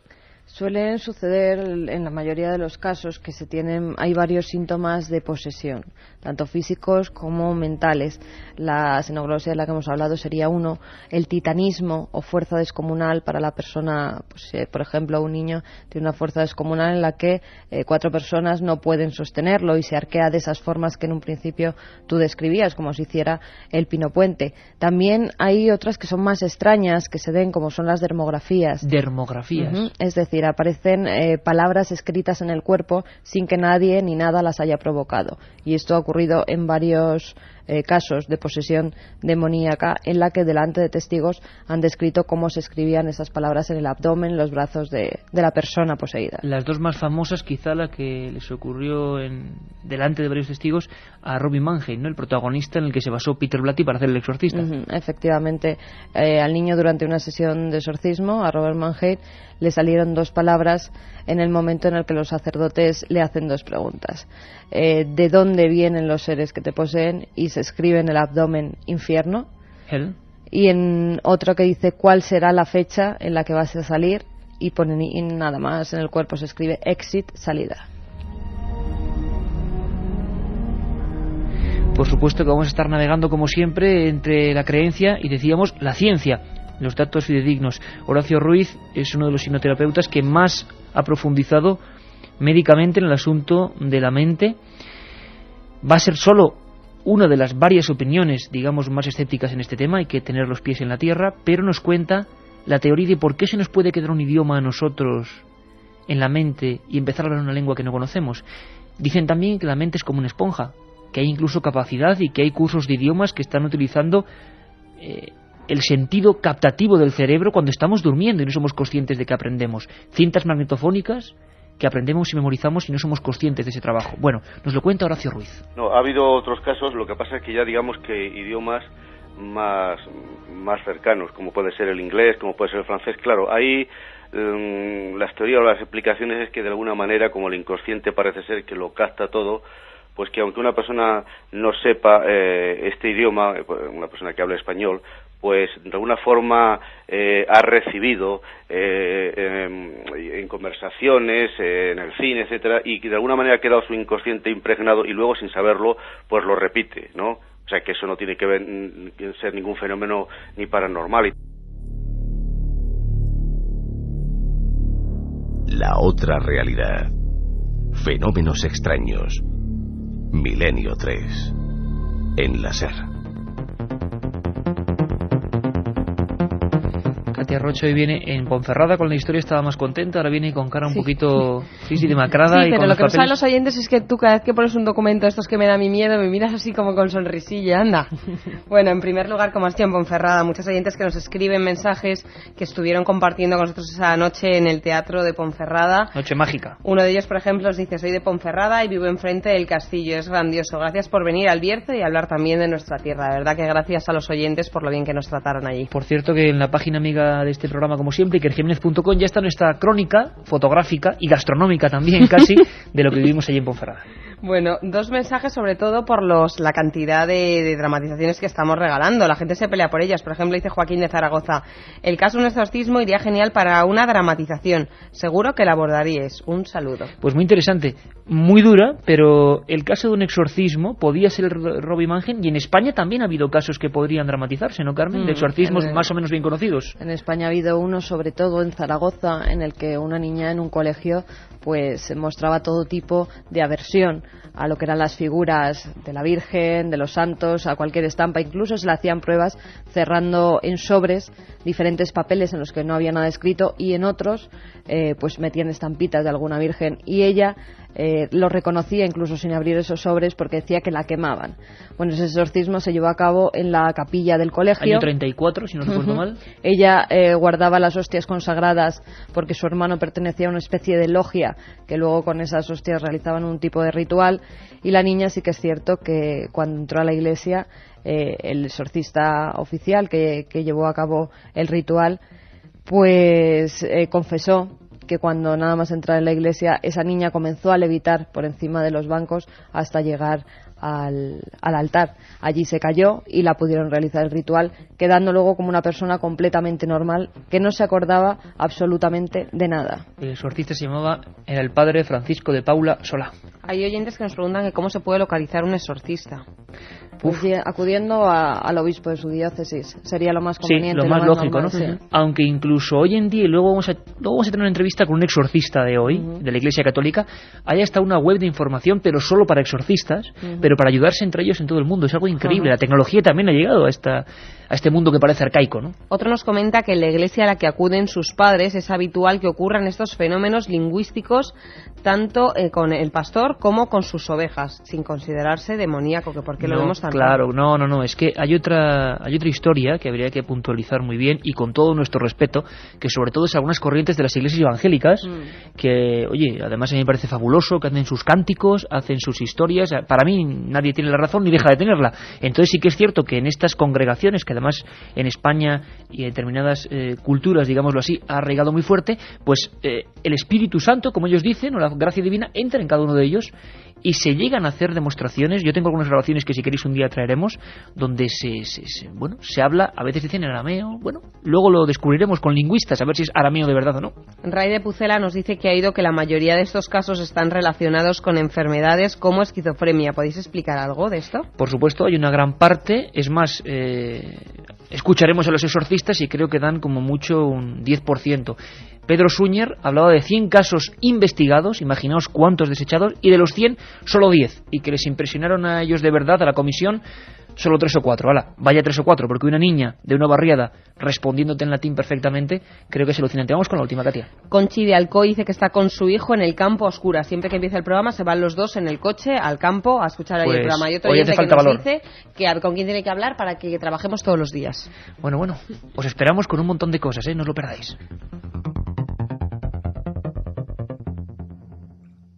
Si quieres viajar a lo desconocido, no dejes de leer El Archivo del Misterio, de Iker Jiménez. Los libros del tercer milenio publicados por Editorial Edad. Ya a la venta El Enigma Nazi de José Lesta, El Código B de David Zurdo, Top Secret de Santiago Camacho, Magos y Reyes de Marra y Bueno y El Camino de Santiago de Mariano Fernández Urresti. Si te gusta el misterio, esta es tu colección. Noche de xenoglosia, de glosolalia, de don de lenguas en Milenio 3. Estamos hablando sobre todo de fenómenos que surgen en los exorcismos, pero vamos a hablar también de sesiones de hipnosis y de muchas más cosas. Lo que es importante a estas horas, porque estamos al límite de su tiempo, es hablar con el último exorcista. Él realizó la tesis doctoral de Demoniacum y se le considera el máximo experto en demonología actual en la Iglesia Católica Española, y ha intervenido en muchos de estos casos, donde ha tenido pacientes, ha tenido personas que han hablado en otros idiomas incomprensibles, a veces eran lenguas prácticamente muertas, como puede ser el arameo. Mejor que nos explique él. Yo creo que hay que prestar muchísima atención a lo que nos diga el padre José Antonio Fortea.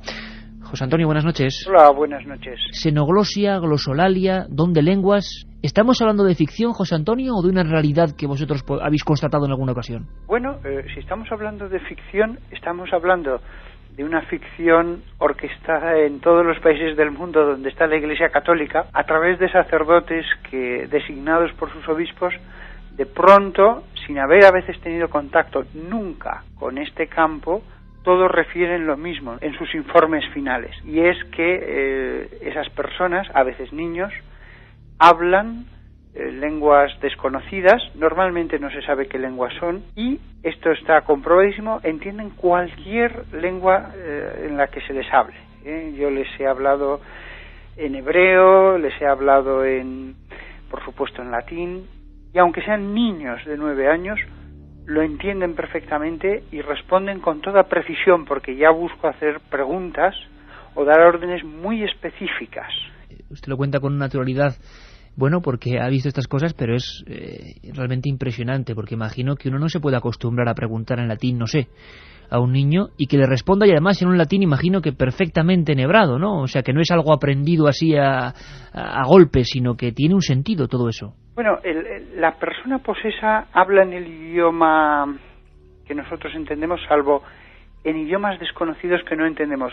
Entiende latín, entiende griego, hebreo, cualquier idioma, coreano, porque se ha hecho la prueba en Roma, hablarle a una persona en italiano, en alemán y en coreano y entenderlo. Lo que pasa es que ellos no suelen hablar en idiomas que nosotros, por lo menos hasta ahora, ya hemos identificado. Eso es un asunto que todavía estamos investigando. Las personas que tienen el don de lenguas, esas sí que normalmente suelen hablar en hebreo o arameo o lenguas semíticas, aunque no sea exactamente la de Palestina de hace 2000 años, pero lenguas de esa zona. No sé por qué, francamente no lo sé, pero esto sí que lo he comprobado yo, y sí, es una cosa ya muy comprobada. Lo que no sé es la razón, francamente. Oficialmente, José Antonio, la Iglesia, ¿qué dice? ¿Hay alguna opinión, digamos, compartida por todos? ¿A qué se puede deber este fenómeno? Pues los oyentes me imagino que oían ayer alguno de ellos esa espantosa película Stigmata, sí. Que bueno, es una película que no refleja para nada la realidad, en nada, ni siquiera la de los que nos atacan. Muy hollywoodiense, ¿no? Muy. Sí, bueno. No refleja ni la postura de la Iglesia ni la de los que nos atacan. Realmente es un guión que, bueno, ya se ve que los guionistas no sabían por dónde salir y optaron por mezclar todo lo que pudieron en un guión Pixar que no va a ningún lado. Pero sí que es cierto que pues en el Vaticano hay una sección sí que pues tiene sus estudiosos en esta materia, que es la Congregación para la Doctrina de la Fe, porque claro, estas cosas suelen afectar a aspectos concernientes a la fe en general y a veces incluso al dogma. Entonces sí que hay una serie de personas pues que están continuamente haciendo informes, mirando, y yo les puedo asegurar a los oyentes que contrariamente a los guiones que aparecen en las películas, el asunto se ve con una objetividad que si pusiéramos allí a un ateo, que a veces cogen a expertos en una materia ateos, pues no podría pedir más. Yo me acuerdo ayer, mientras jugaba mi partida de ajedrez después de cenar, que vi un trozo de la película y decía, es que ¿qué has cogido entre ser científico o sacerdote? Eso nunca jamás lo va a decir un cardenal, nunca, porque la verdad es la verdad, y por lo tanto un sacerdote, fíjese, aunque lo pidiera el Papa, no puede mentir. A mí me ordena el Papa, di una pequeña mentira piadosa. No puedo, porque todo poder de toda autoridad eclesiástica acaba donde empieza el pecado. Desde el momento en que una orden sea pecado venial, ya no digo mortal, esa orden es nula de propio derecho. La dé quien la dé. José Antonio Fortea, experto en demonología, que hizo queremos recordarlo, esa tesis, ese libro, Demoniacum. ¿Hay algún retrato robot del que tiene esta facultad para hablar lenguas extrañas o que en un trance produce xenoglosia, glosolalia? ¿Habéis estudiado o han estudiado sí, más mujeres, más niños, más ancianos? Hombre, sí que son más mujeres y tampoco sé cuál es la razón. Todos los que atendemos casos de posesión en cualquier parte del mundo, todos le dirán que por lo que sea hay más mujeres posesas. No se ponen ellas más en el peligro. Tampoco creo que se pueda decir que son ellas más las que recurren al sacerdote. No pienso que esté por allí la razón. En este campo hay más cosas que desconocemos que las que conocemos.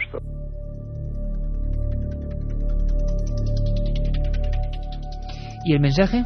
¿El mensaje tiene algún tipo de coherencia o se repite aunque varíen las circunstancias sociales? Pues yo una vez a un poseso le ordené en el nombre de Jesús con toda solemnidad que lo que acababa de decir lo dijera en un idioma que lo entendiéramos. Y con una voz horrible me dijo: no me pidas eso, porque si no oirías cosas horribles. ¿Lo más impresionante que usted ha tenido delante de ese caso, o hay algún otro que pudiera recordar aquí para los oyentes? Hombre, a mí siempre me impresionó mucho, quizás en este aspecto de las lenguas, lo que más, cuando ya una niña de 9 años en un hospital, yo vestido con bata blanca, no sabía para nada que era sacerdote, sus padres no creyentes, de hecho ni habían bautizado a la niña, en un último recurso ante una enfermedad que los psiquiatras, ya todo el equipo les había dicho no sabemos lo que tiene después de una semana de ingreso, pues yo llego, le pongo una serie de pruebas de concentración, le digo: voy a probar tu concentración mientras tú vas repitiendo esta serie de números y letras, yo voy a hablarte, pero tú no me atiendas a lo que yo digo, tú sigue. Yo le dije muchas cosas y después de varios minutos intercalé esta frase, dicha en tono normal, para que no sospechara que era algo religioso. De hecho, yo iba con bata blanca. Le dije: in nomine Jesu, dic nomen tuum. Y al instante, aquella niña se volvió a su madre y le dijo: mamá, el demonio me dice que le está preguntando su nombre. José Antonio Fortea, autor de Demoniacum en Belacqua. La gente siente algo que a veces es expectación, a veces también miedo y a veces asombro. Así que, José Antonio Fortea, le mandamos un fortísimo abrazo y le esperamos aquí en el estudio central de la cadena SER. Muchas gracias, hasta pronto. Un abrazo. La otra realidad. Fenómenos extraños. Ese 7640, la verdad es que han causado pavor las palabras de este exorcista, del padre José Antonio Fortea. Hombre, es que lo de la niña diciendo el diablo me dice que le diga su nombre, madre mía. Por ejemplo, Sergio de Madrid nos dice: estoy esperando para cargar prensa y ya estoy asustado, verás cuando salga a la carretera. Hola, estoy solo en el parking trabajando y estoy que no veas, suena algo y me entra algo, pero me gusta. Trabajo en una urbanización, tengo los pelos como escarpias, veo demonios por todas partes, nos decía Félix desde Marbella. Hay que ver, tengo 50 años y es la primera vez que me hacen pasar miedo. En cierto modo, gracias. Bueno, pues ahora más que nunca vuestra colaboración. Vamos a poner el documento íntegro. Yo sé que depende del lugar donde estéis, después de hablar con Fortea, después de ver a especialistas en el mundo de la mente, después de escuchar al exorcista Pedro Suñer, pues es difícil centrarse. Pero os pido vuestra atención casi médica de las palabras, de los sonidos, porque quizás se interpreten de otra forma. Aquí los escuchamos como un cañón. Juanma nos lo pone, ¿verdad, Carmen? Y aquí en los cascos suena que retumba. Y nosotros mismos nos impresionamos. ¿Algún dato más que te gustaría dar a la audiencia para esa fotografía de esta sesión, varias a las que tú y yo ya habíamos acudido? ¿Alguna fotografía, algún detalle necesario? Pues sí, que escuchen con atención, porque hay algunas palabras que sí que se entienden, porque la chica que presuntamente está poseída dice entre medias algunas palabras que se dirigen incluso al sacerdote que está realizando el exorcismo, van contra él, según lo que diga, según las oraciones que diga. Ella en algunas ocasiones hasta insulta. ¿Te acuerdas cuando estábamos allí durante 3 horas y media? Era impresionante ver a aquella chica con la que luego, después de salir del trance, pudimos hablar tranquilamente.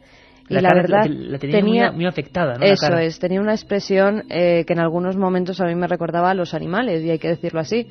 Incluso gruñía cuando le acercaban las estampas de la Virgen, que se las pasaban pues por la cabeza y por el cuerpo, mientras 4 personas la sujetaban, sin poder casi sostenerla en esa especie de colchoneta sobre la que estaba tumbada.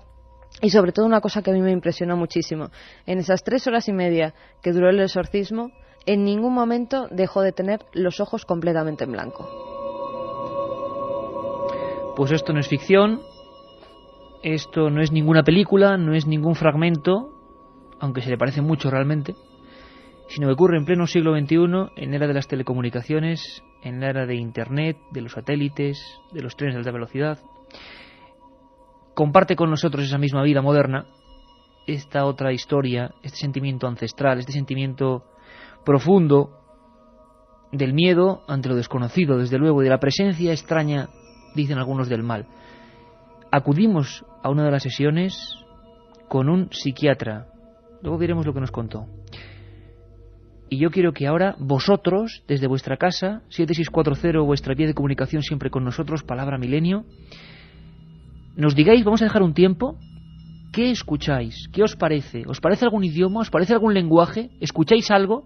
Porque luego vamos a hablar, porque como Katia Rocha es tremenda y lo consigue todo, nos ha conseguido el máximo experto de arameo, hebreo y árabe. ¿No sé si Katia? Sí, me dice que sí. Arameo, hebreo y árabe, ni más ni menos. Profesor de la Universidad de Barcelona. Auténticos científicos y estudiosos, esos son los que vienen a Milenio 3. Para intentar poner un poco de luz. Pero quiero que vosotros primero lo analicéis. ¿Qué os suena? ¿Qué os dice? ¿Qué os sugiere todo esto? No sé si decir lo siento, pero cuando van a ser las 2:20 de la madrugada, en el estudio 1 de la cadena SER, os ponemos este otro documento, Exorcismos en España, de la Iglesia Católica. En el nombre santísimo de Jesús, venga. Reza la salve. Reza la salve. En el nombre de Jesús, reza la salve. En el nombre de Jesús, reza la salve.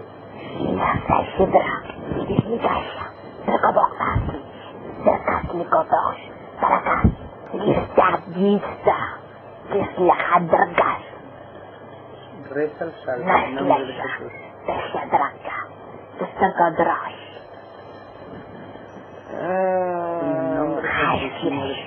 Reza la salve. Reza la salve. En el nombre de Jesús. Hazlo. Hazlo en el nombre.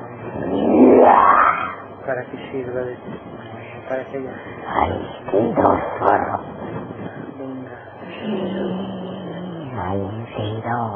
No lo puedes evitar.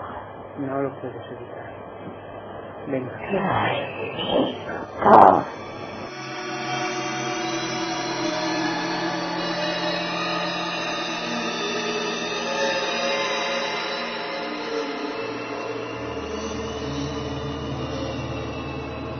Milenio 3. Pues ahí estaba ese trozo, no queremos ponerlo más, es muchísimo más largo, pero consideramos que ya hay un momento en que, hombre, puede ser hasta nocivo, ¿no? Porque estamos recibiendo mensajes de gente, claro, algunos que están en carretera, algunos que igual están esperando una asistencia en carretera, gente que trabaja, pues no sé, de guardia en un cementerio, y yo me intento poner en su lugar. Crea uno en lo que crea, sea lo científico que sea, o sea lo escéptico que sea. Estar hoy en una garita, en un lugar oscuro, escuchando esto es duro. Hemos escuchado una sonoridad, una forma, desde luego si es un idioma, está articulado en violencia, está articulado en deseos de mal para el sacerdote que está oficiando el exorcismo, sin duda alguna. Y repito que esto lo hemos presenciado por lo menos en 2 ocasiones, en sendas sesiones, con un psiquiatra delante, con un compañero periodista, criminólogo, y durante 4 horas cada una de ellas. Por lo tanto, tenemos cierta noción de que desde luego esto no es ningún fraude, porque nosotros hemos visto y hemos incluso emitido algún trozo de las emisiones anteriores. Pero vemos que hay un proceso. Cuando nosotros estuvimos observando este caso que tanto preocupaba a esta persona de la Iglesia, comprendimos que, bueno, había algunas palabras sueltas, pero curiosamente esas palabras sueltas se han convertido en una especie de enhebrar palabras. El asunto es que será algún lenguaje, será algún dialecto, tendrá algún significado, se podrá poner del revés. Quiero vuestras opiniones.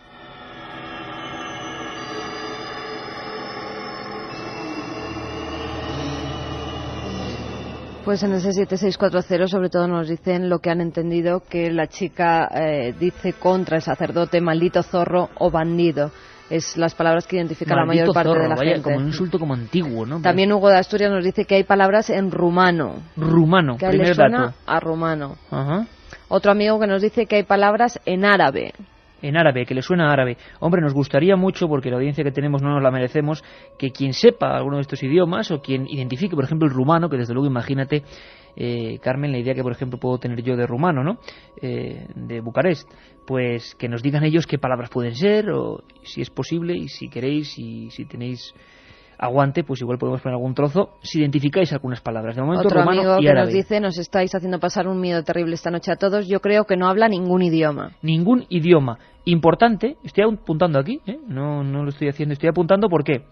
Porque como hemos escuchado a Fortea, y Suñer también lo ha dejado caer, a veces los lenguajes no es que los podamos comprender, es que parece que tienen estructura, algunos lingüistas lo estudiaron, estructura, variación de palabras, pero no se corresponden a ningún lenguaje conocido.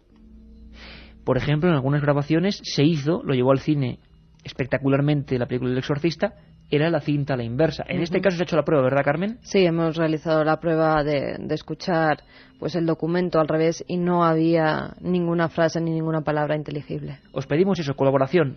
¿Qué habéis escuchado? Fíjate, ¿Qué hemos escuchado? otro amigo nos dice: me ha parecido escuchar Jesús dicho en arameo. Lo he oído varias veces. Jesús.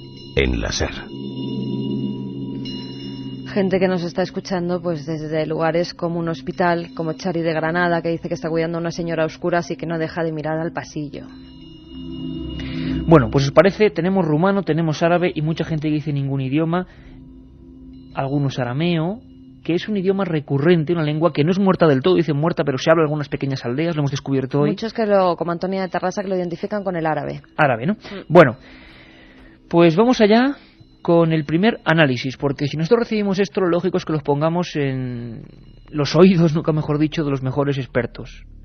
Que intentemos elevarnos un poco de la imagen de fuerza, de terrible, de violencia que dan estas palabras. Repetimos, esa chica con los ojos en blanco.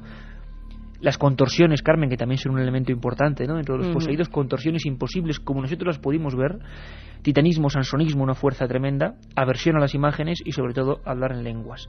Pero ¿estaba hablando realmente en lenguas? ¿Era un idioma incomprensible? ¿Era arameo? ¿Era árabe? Nosotros, como sabíamos que la mayoría de casos, que luego comentaremos, hacían referencia a hebreo, arameo y árabe, hemos encontrado, como os decía antes, a esa persona. La idónea, creo que la única en España, de las únicas que controla a la perfección arameo, hebreo y árabe, porque es profesor de esas disciplinas en la Universidad Central de Barcelona y él es Francisco del Río. Le pedíamos que escuchase este documento y le pedíamos un análisis que es este. Yo he escuchado el documento, en principio siempre hay una cierta dificultad en la escucha, al sacerdote en cuestión se le escucha relativamente bien y esta señora pues se la escucha fundamentalmente balbucear, es decir, yo lo que he podido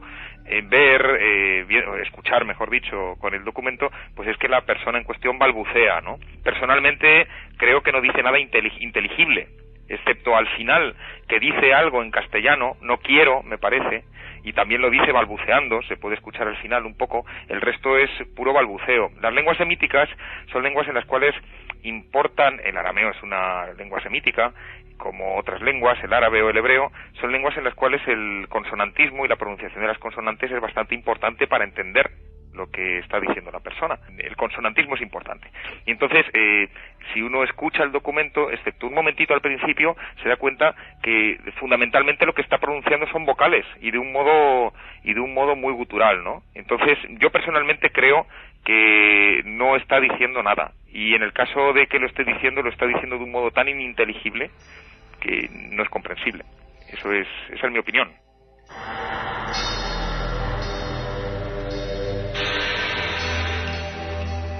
Joshua, ¿no? Joshua, como nos apunta Gema de Logroño, que en la grabación a ella también le parece escuchar Jesús en arameo. Bueno, y estaba el análisis del profesor Francisco del Río. Para él hay una cadencia constante de consonantes, una guturalidad, pero no, desde luego no pude identificar ninguna palabra, a mí me ha sorprendido, ni en arameo, ni en hebreo, ni en árabe.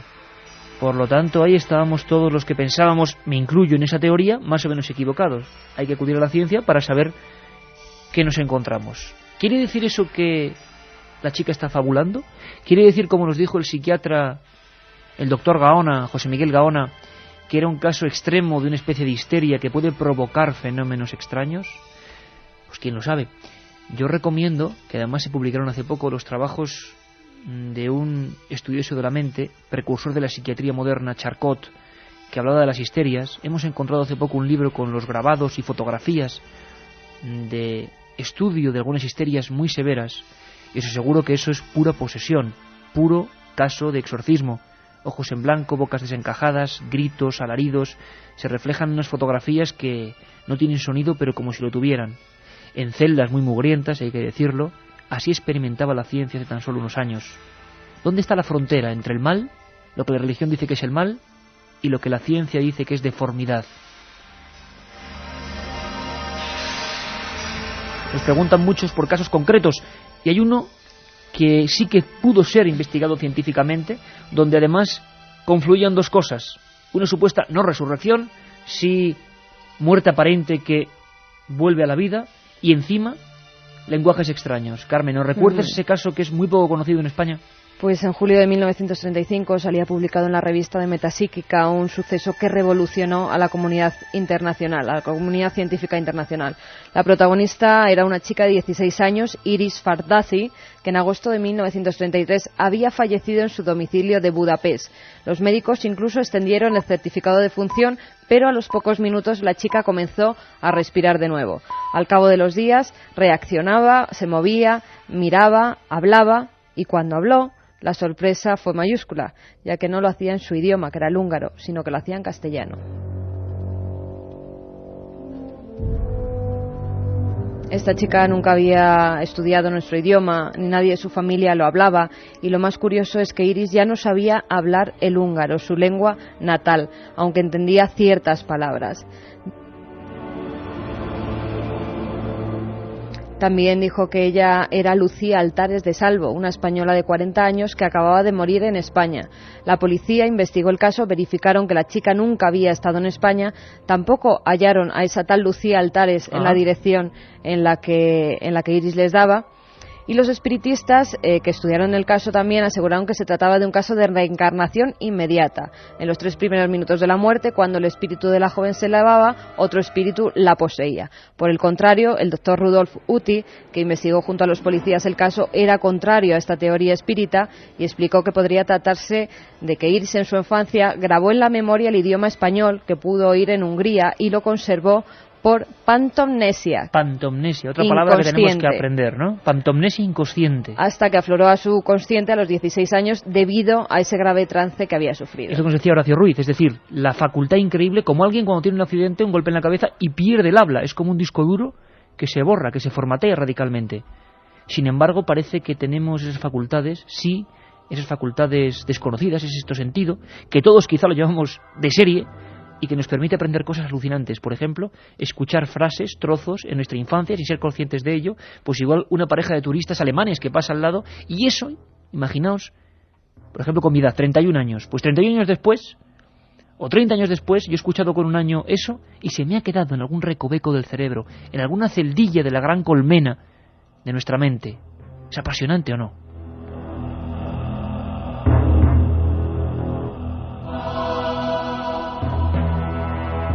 Vamos a aprender muchas más cosas con los especialistas. Nos damos cuenta de que el cerebro es el gran misterio, de que el cerebro puede estar tintado por nuestras creencias, por nuestros miedos, representarse de esa forma tan atormentada como esta chica. Esta chica que, quién sabe, yo no lo sé, pero quizá hoy, quizá esta noche, haya tenido de nuevo un exorcismo. Katia, traes muchísimos mensajes, la gente encantada con el programa, pero sobre todo encantada, hay que decirlo, nos quitamos méritos con las dramatizaciones. Con las dramatizaciones que mucha gente las está pidiendo, pero es que hay más, hay oyentes que nos piden que por qué no sorteamos también la grabación con este exorcismo que estamos emitiendo, o sea, no que podemos. Es que a los oyentes les gusta. Claro, pero no podemos. Es más, tenemos muchas grabaciones de esas sesiones y por nuestra grabadas. Promesa de no dar nombres ni apellidos, que eso lo cumplimos a rajatabla, por algo estamos en la SER, no vamos a dar ningún dato. También oyentes que nos escuchan desde de las casetas en la Feria de Sevilla. Tú fíjate que ambiente. Bueno, que ambiente. Oye, hay que reposar un poquito. Como pongan esto en una caseta. Un par de finos en estos momentos. Nuestros saludos a Sevilla y menos mal que viene Katia para quitar un poquito de presión, porque si no estaríamos ya haciéndolo pasar mal a alguna gente y no es nuestra motivación. Pues bueno, en Sevilla un par de finitos y luego a seguir con el programa y luego con los bailes, ¿no? Una pregunta personal que os hacen a vosotros. Después de vuestra experiencia, ¿creéis en el diablo, en el mal? ¿Creéis en estos exorcismos? Esta, en una bandeja, como hacía Iturriaga en sus tiempos, una bandeja al tablero, te la paso. Las Carmen. preguntas comprometidas siempre las contesta Carmen Porter. Por supuesto. Pues mira, es como las meigas. No se sabe, a ver las haylas, dicen algunos. Es cierto que sí que ha habido pues casos de exorcismos que hemos podido estudiar y son realmente impresionantes y te tienes que creer lo que expertos y sacerdotes de la Iglesia Católica han visto con sus propios ojos y han vivido en sus propias carnes. Yo no estoy muy segura de que todos los casos que hoy en día se toman como posesión demoníaca o posesión diabólica sean ciertos. Más bien, la mayoría de ellos, incluso tú decías antes el 10%, yo creo que el 1% sería un caso extraño que a lo mejor dentro de unos años pues la ciencia puede descubrir que se trata de otra cosa y no de la posesión por el demonio. Tampoco te has mojado mucho, ¿eh? Yo me voy a mojar más. Yo creo que sí existe el diablo porque lo estamos viendo todos los días, ¿no? Jolín. Bueno, otro oyente que nos pregunta el mal. Que por qué los poseídos hablan en lenguas antiguas y no en francés o en italiano para que les entendamos todos. Pues no, porque hay casos, ahí veíamos el caso de esta chica húngara que hablaba en castellano. Claro. También nos pregunta otro oyente que por qué no publicamos una revista de Milenio 3 con todos los temas del programa. Estaría genial y sería un exitazo. Bueno, pues viendo el seguimiento que por fortuna nos prestáis, sí que sería un exitazo. Hay que empezar a pensarlo, ¿eh? Compañeros. Sí. Bueno, habrá dice que Juanma que sí. Fuerzas, dice que él se apunta, ¿eh? Vale, el que nos revele los misterios de las músicas. También nos piden que sorteemos las músicas, mucha gente en el programa. Lo haremos. Y otros que recomiendan, fíjate, los oyentes ya nos recomiendan libros, pero este libro ya lo conocemos. Nos recomiendan que leamos el libro Misterios de la Iglesia, que ha escrito Carmen Porter y que ha publicado la editorial EDAF. También hubiera sido un regalo, y es que ya, mira, ya no sabemos qué regalar. Ya no sabemos qué regalar, pero intentamos regalar una cosa por programa, no lo puede decir todo el mundo, ¿eh? Este programa te va a gustar, te va a gustar. Piquera, de Villafranca de los Barros. Villafranca de los Barros, ¿me dices? Nos dice, ¿cuándo vas a hablar de los estigmas o del mal de ojo? Pues no voy a hablar ni de estigmas ni de mal de ojo, voy a hablar de algo que pasó en tu pueblo. Y además ahora mismo, Villafranca de los Barros. Katia, nos vamos para allá ahora mismo, ¿eh? Villafranca de los Barros. Nada es coincidencia, creo que Katia no lo tenía preparado, porque Katia no sabía que exactamente en este momento íbamos a cambiar el rumbo, ¿verdad, Carmen? Pues sí, vamos a contar uno de los casos más extraños, además, que ha sucedido en nuestro país. Extraño por la edad de la niña y extraño por la cantidad de testigos que afirmaron y firmaron incluso en actas lo que habían podido vivir en sus propias carnes. Bueno, pues la nave del misterio coge sus turbinas repentinamente, así como suena, y se marcha a Villafranca de los Barros, provincia de Badajoz, donde yo me encontré con uno de los casos más impresionantes que pude. Villafranca de los Barros. Estábamos en pleno siglo de oro, siglo XVII, y a los que vais a saber más que nosotros seguro, de latín. A mí el latín se me perdió ya en el umbral del tiempo. Tengo algunas teorías de lo que dijo. Os adelanto algunas de las palabras que más de 17 testigos, entre ellos los alcaldes, los alguaciles, el sacerdote, el médico, tomaron de aquella niña. Cuando la archivera Pilar Casado, a la que mandamos otro abrazo, hizo el milagro. Se dio cuenta de que había algo importante. Toda una investigación.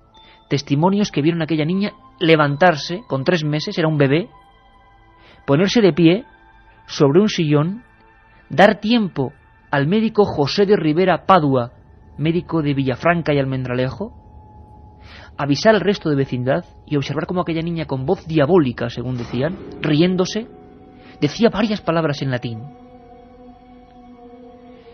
Escuchamos el testimonio exacto, viajamos 3 siglos en el tiempo, del licenciado y médico José de Rivera Padua, preguntado en aquel juicio especial, el único quizá en la historia, por un caso de xenoglosia.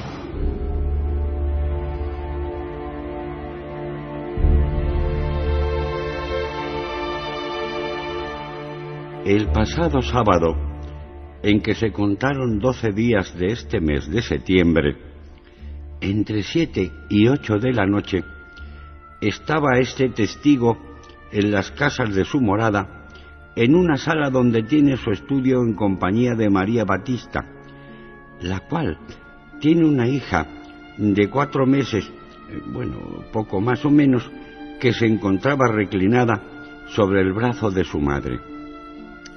Y este testigo quiso salir de la casa y, yendo a tomar su capa, miró a la dicha niña a la que llaman Antonia, la cual, con gran violencia, comenzó a levantar los brazos y piernas, poniéndosele la cara muy roja y sanguinolenta.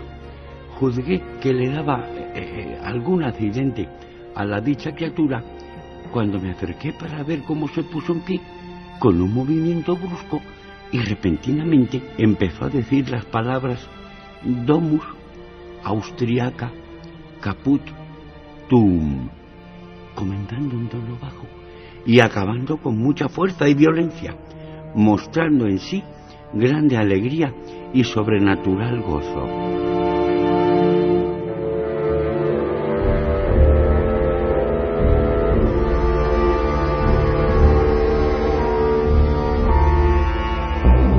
La otra realidad. Milenio 3. En la SER.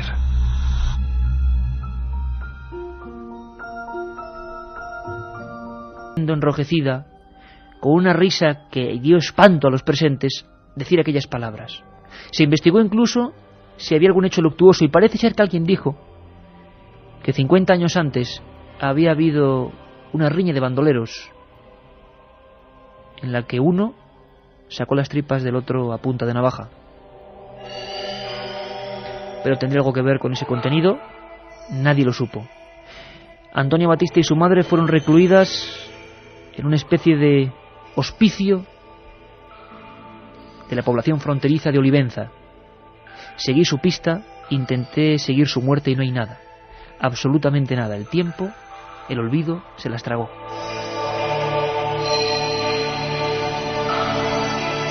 Domus Austriaca Conteret Caput Tuum.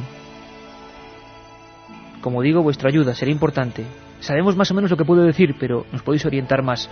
De momento pasamos al testigo Horacio Ruiz, hipnoterapeuta, quien nos va a hablar de cómo en algunos casos de hipnosis regresiva poderosa, potente, a la gente se le llega a deformar la cara cuando está reviviendo lo que parecen ser, cuidado, pongamos comillas muy grandes, vidas pasadas. Le escuchamos. Sí, además hay una especie de metamorfosis, de transformación, les cambia las facciones de la cara, el tono de voz cambia también y adoptan lo que se supone que es una antigua personalidad. Y además hay otro detalle interesante, y es que a veces te dan información de hechos y de acontecimientos que sucedieron en una época determinada, que no son hechos que históricamente se conozcan mucho, sino que a lo mejor aparece alguna referencia en algún diccionario, en alguna biblioteca, pero que no son hechos conocidos y que sin embargo se pueden constatar luego cuando investigamos, ¿no?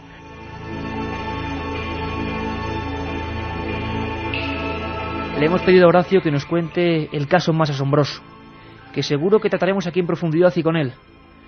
Caso de archivos investigados, Carmen, es impresionante. Lyon, 1800, documentos, alguien en un sueño hipnótico.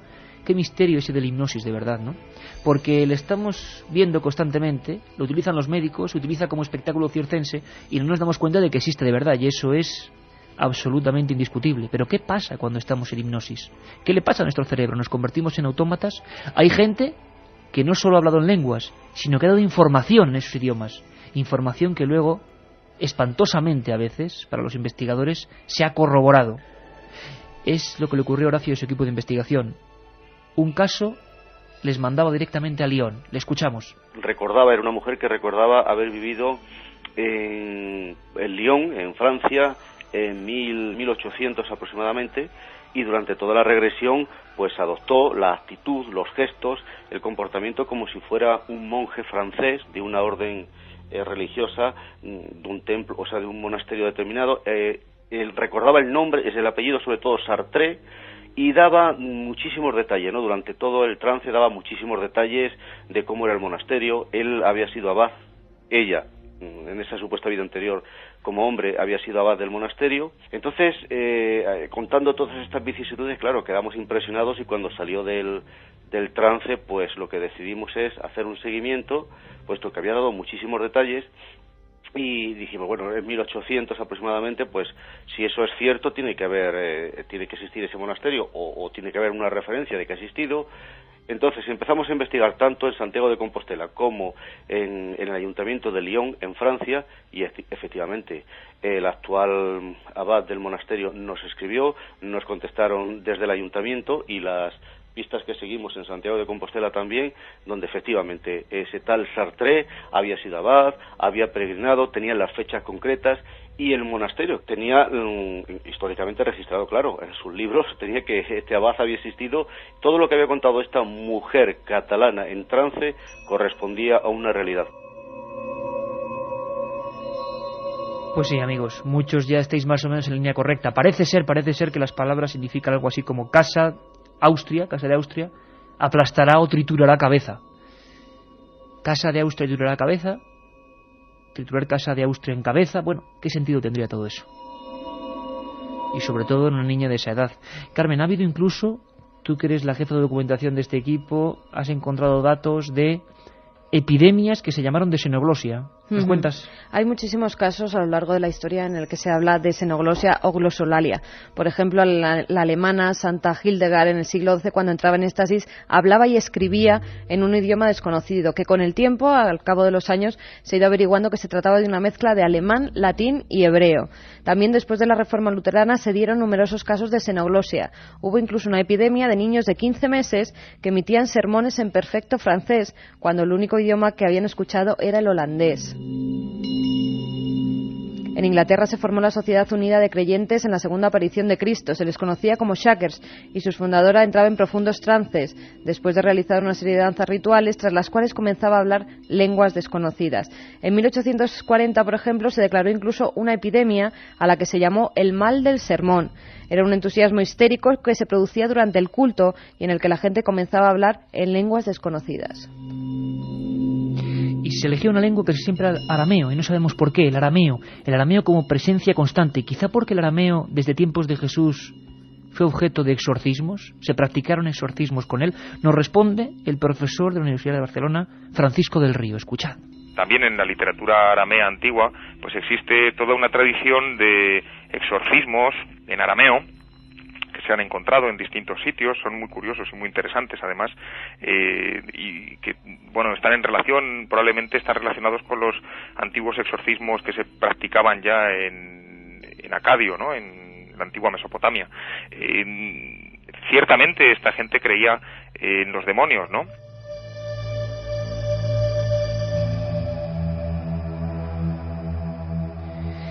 Preparaos porque vamos a escuchar otro documento, quizá no tan impresionante como un exorcismo realizado en España, pero sí un caso de xenoglosia pura y dura que motivó 1001 estudios. Se llamó el caso Irma. Carmen. Se produce en marzo de 1998. Irma es una mujer argentina de 35 años.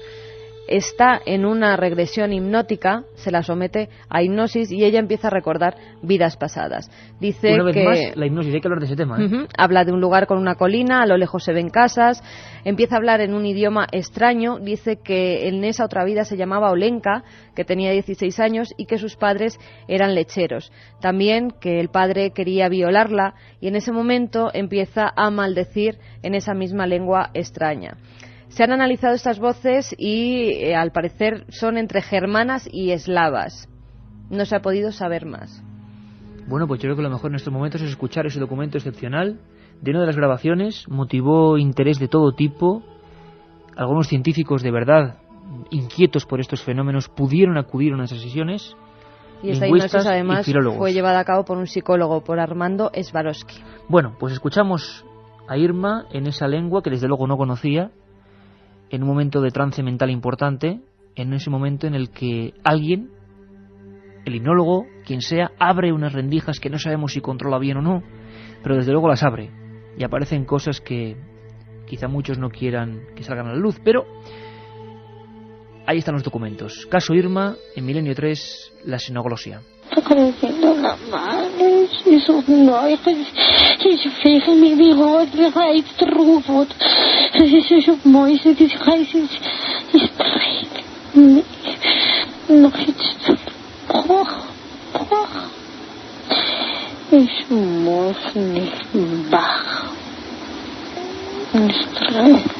Palabras desde luego que no sabemos lo que dicen, pero tienen un sentido, tienen como una sensibilidad muy concreta, ¿no? Además, que también sobrecoge un poco. También fuimos testigos, ¿verdad? Y que era una de estas regresiones enigmáticas de cómo una mujer en Albacete la hipnotizan además ante cientos de personas y comienza a hablar. José de Zor, el hipnoterapeuta que intervino. Y comienza a hablar un idioma completamente desconocido para ella. Que además uno de los asistentes a esas charlas era filólogo y lo identificó con un extraño dialecto proveniente del inglés muy antiguo, muy arcaico. Un sajón antiguo. Y una mujer de Albacete, repentinamente, que empezaba a describir, curiosamente, además, Carmen, una escena siempre de campiña y que se refiere siempre a la niñez o a la adolescencia. Desde luego, como digo yo, habrá que meterse de lleno en ese complejo, ¿no? Pantanoso, arenas movedizas, desde luego, de la mente, y de qué pasa cuando parece que retrocedemos en ella. Fantasías, lo que ustedes quieran, lo que vosotros queráis, pero desde luego impacta un buen rato. Como impacta que haya habido casos, nos lo cuenta también Horacio Ruiz, de lo que se llama xenografía, es decir, no solo hablarlo, sino escribirlo. La película Estigmata comentaba que en una de sus escenas ese momento en que el enviado, esa chica, Patricia Arquette, escribía de repente sin saber cómo, en una especie de escritura automática, en caracteres antiquísimos. Los casos ocurren, escuchamos a Horacio. Pues lo que me viene a la mente son varias experiencias personales que he tenido con algunos clientes, personas con las que he tenido la oportunidad de trabajar, y entonces se da el fenómeno de la xenoglosia, que como bien acabas de indicar, en lenguas extrañas, en lengua extranjera que la persona en estado normal no conoce, en estado, digamos, cuando está despierto, y sin embargo durante el trance hipnótico puede acceder a esa información y saber manejar una lengua que en estado normal, repito, no conoce. Y el fenómeno, Iker, también interesante, que está íntimamente relacionado, de la xenografía, escribir un idioma que no conoces, que visto por un especialista, por un filólogo arabista, y bueno, confirmando que efectivamente era árabe culto, como si nosotros habláramos ahora el latín. Y además, una cosa curiosa es que la persona que escribía este árabe, que se daba el fenómeno de la xenografía, parecía que tenía como tres personalidades distintas. Por lo tanto, la forma de escribir era como si lo hubieran hecho tres personas distintas. Bueno, noche de sustos.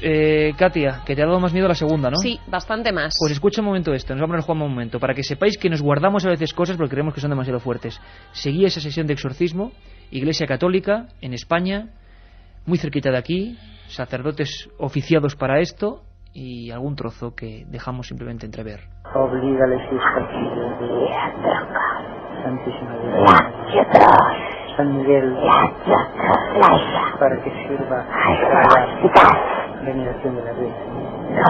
En el nombre de Jesús, rézalo. Ya. Dios te salve, venga. Pues lo dejamos ahí, esa niña, ya lo hemos dicho, estuvimos presentes en 2 ocasiones, ojos en blanco, universitaria y con unas torsiones del cuerpo y titanismo con sacerdotes, bueno, siglo XXI, y esto sigue pasando. Katia. Es ideal para los duermebebés esto, para conciliar el sueño. Bueno, los oyentes, nada más lanzarlo de la revista, ya todos se han volcado. Enseguida quieren esa revista, así que ya hay que ponerse manos a la obra. Y las vías de comunicación del programa, que hay que recordar, las 7640, los mensajes con la palabra milenio y el espacio. También el apartado de correos 222-28080 de Madrid, para que nos envíen vía postal lo que quieran. Y, por último, el email milenio3@cadenaser.com. Que muchas veces hay que decir que es que cada semana se bloquea. Se bloquea siempre. Llegan más de 1000 mensajes. Bueno, los ganadores. La primera, Ana de Menorca, nos dice que si la Iglesia Católica utiliza el ritual romano para los exorcismos, ¿qué utilizan las demás religiones? ¿Se sabe algo de eso? En algunas utilizan el Corán, algunas de las suras del Corán hablan de las dos últimas suras del Corán que se utilizan. Pero el libro oficial es el ritual romano, aunque menos mal que Carmen no lo ha traído esta vez porque da un mal rollo. Y que alguno además preguntaba que dónde lo podía encontrar. Es muy difícil encontrarlo y comprarlo, no hay casi ejemplares. Pablo de Valladolid, nos dice, ¿dónde se puede estudiar el arameo de Galilea, el que creo que hablaba Jesús? Bueno, pues habría que ponerle en contacto con la Universidad Central de Barcelona y que hable con Francisco del Río, ¿no? Aquí en Madrid, en la Universidad Complutense, en la Universidad Autónoma también, pero más bien escrito, más que hablado. Y por último, Juan, Víctor y Nico de Oviedo dice, ¿cómo os dieron permiso en la Iglesia Católica para ver y grabar un exorcismo? Hay cosas que no se pueden contar nunca. Digo yo, ¿no? El periodista tiene que no revelar sus fuentes, así como para entrevistar, por ejemplo, a Pedro Súñer, que fue el último exorcista oficial. ¿Qué diferencia hay entre un exorcista católico que practica un exorcismo y un exorcista oficial? Pues que el exorcista solo está encomendado por el obispo para eso. Es decir, el exorcista de urgencia, el que tiene que ir a los sitios y, bueno, enfrentarse a eso. La gente muy impactada, ¿no?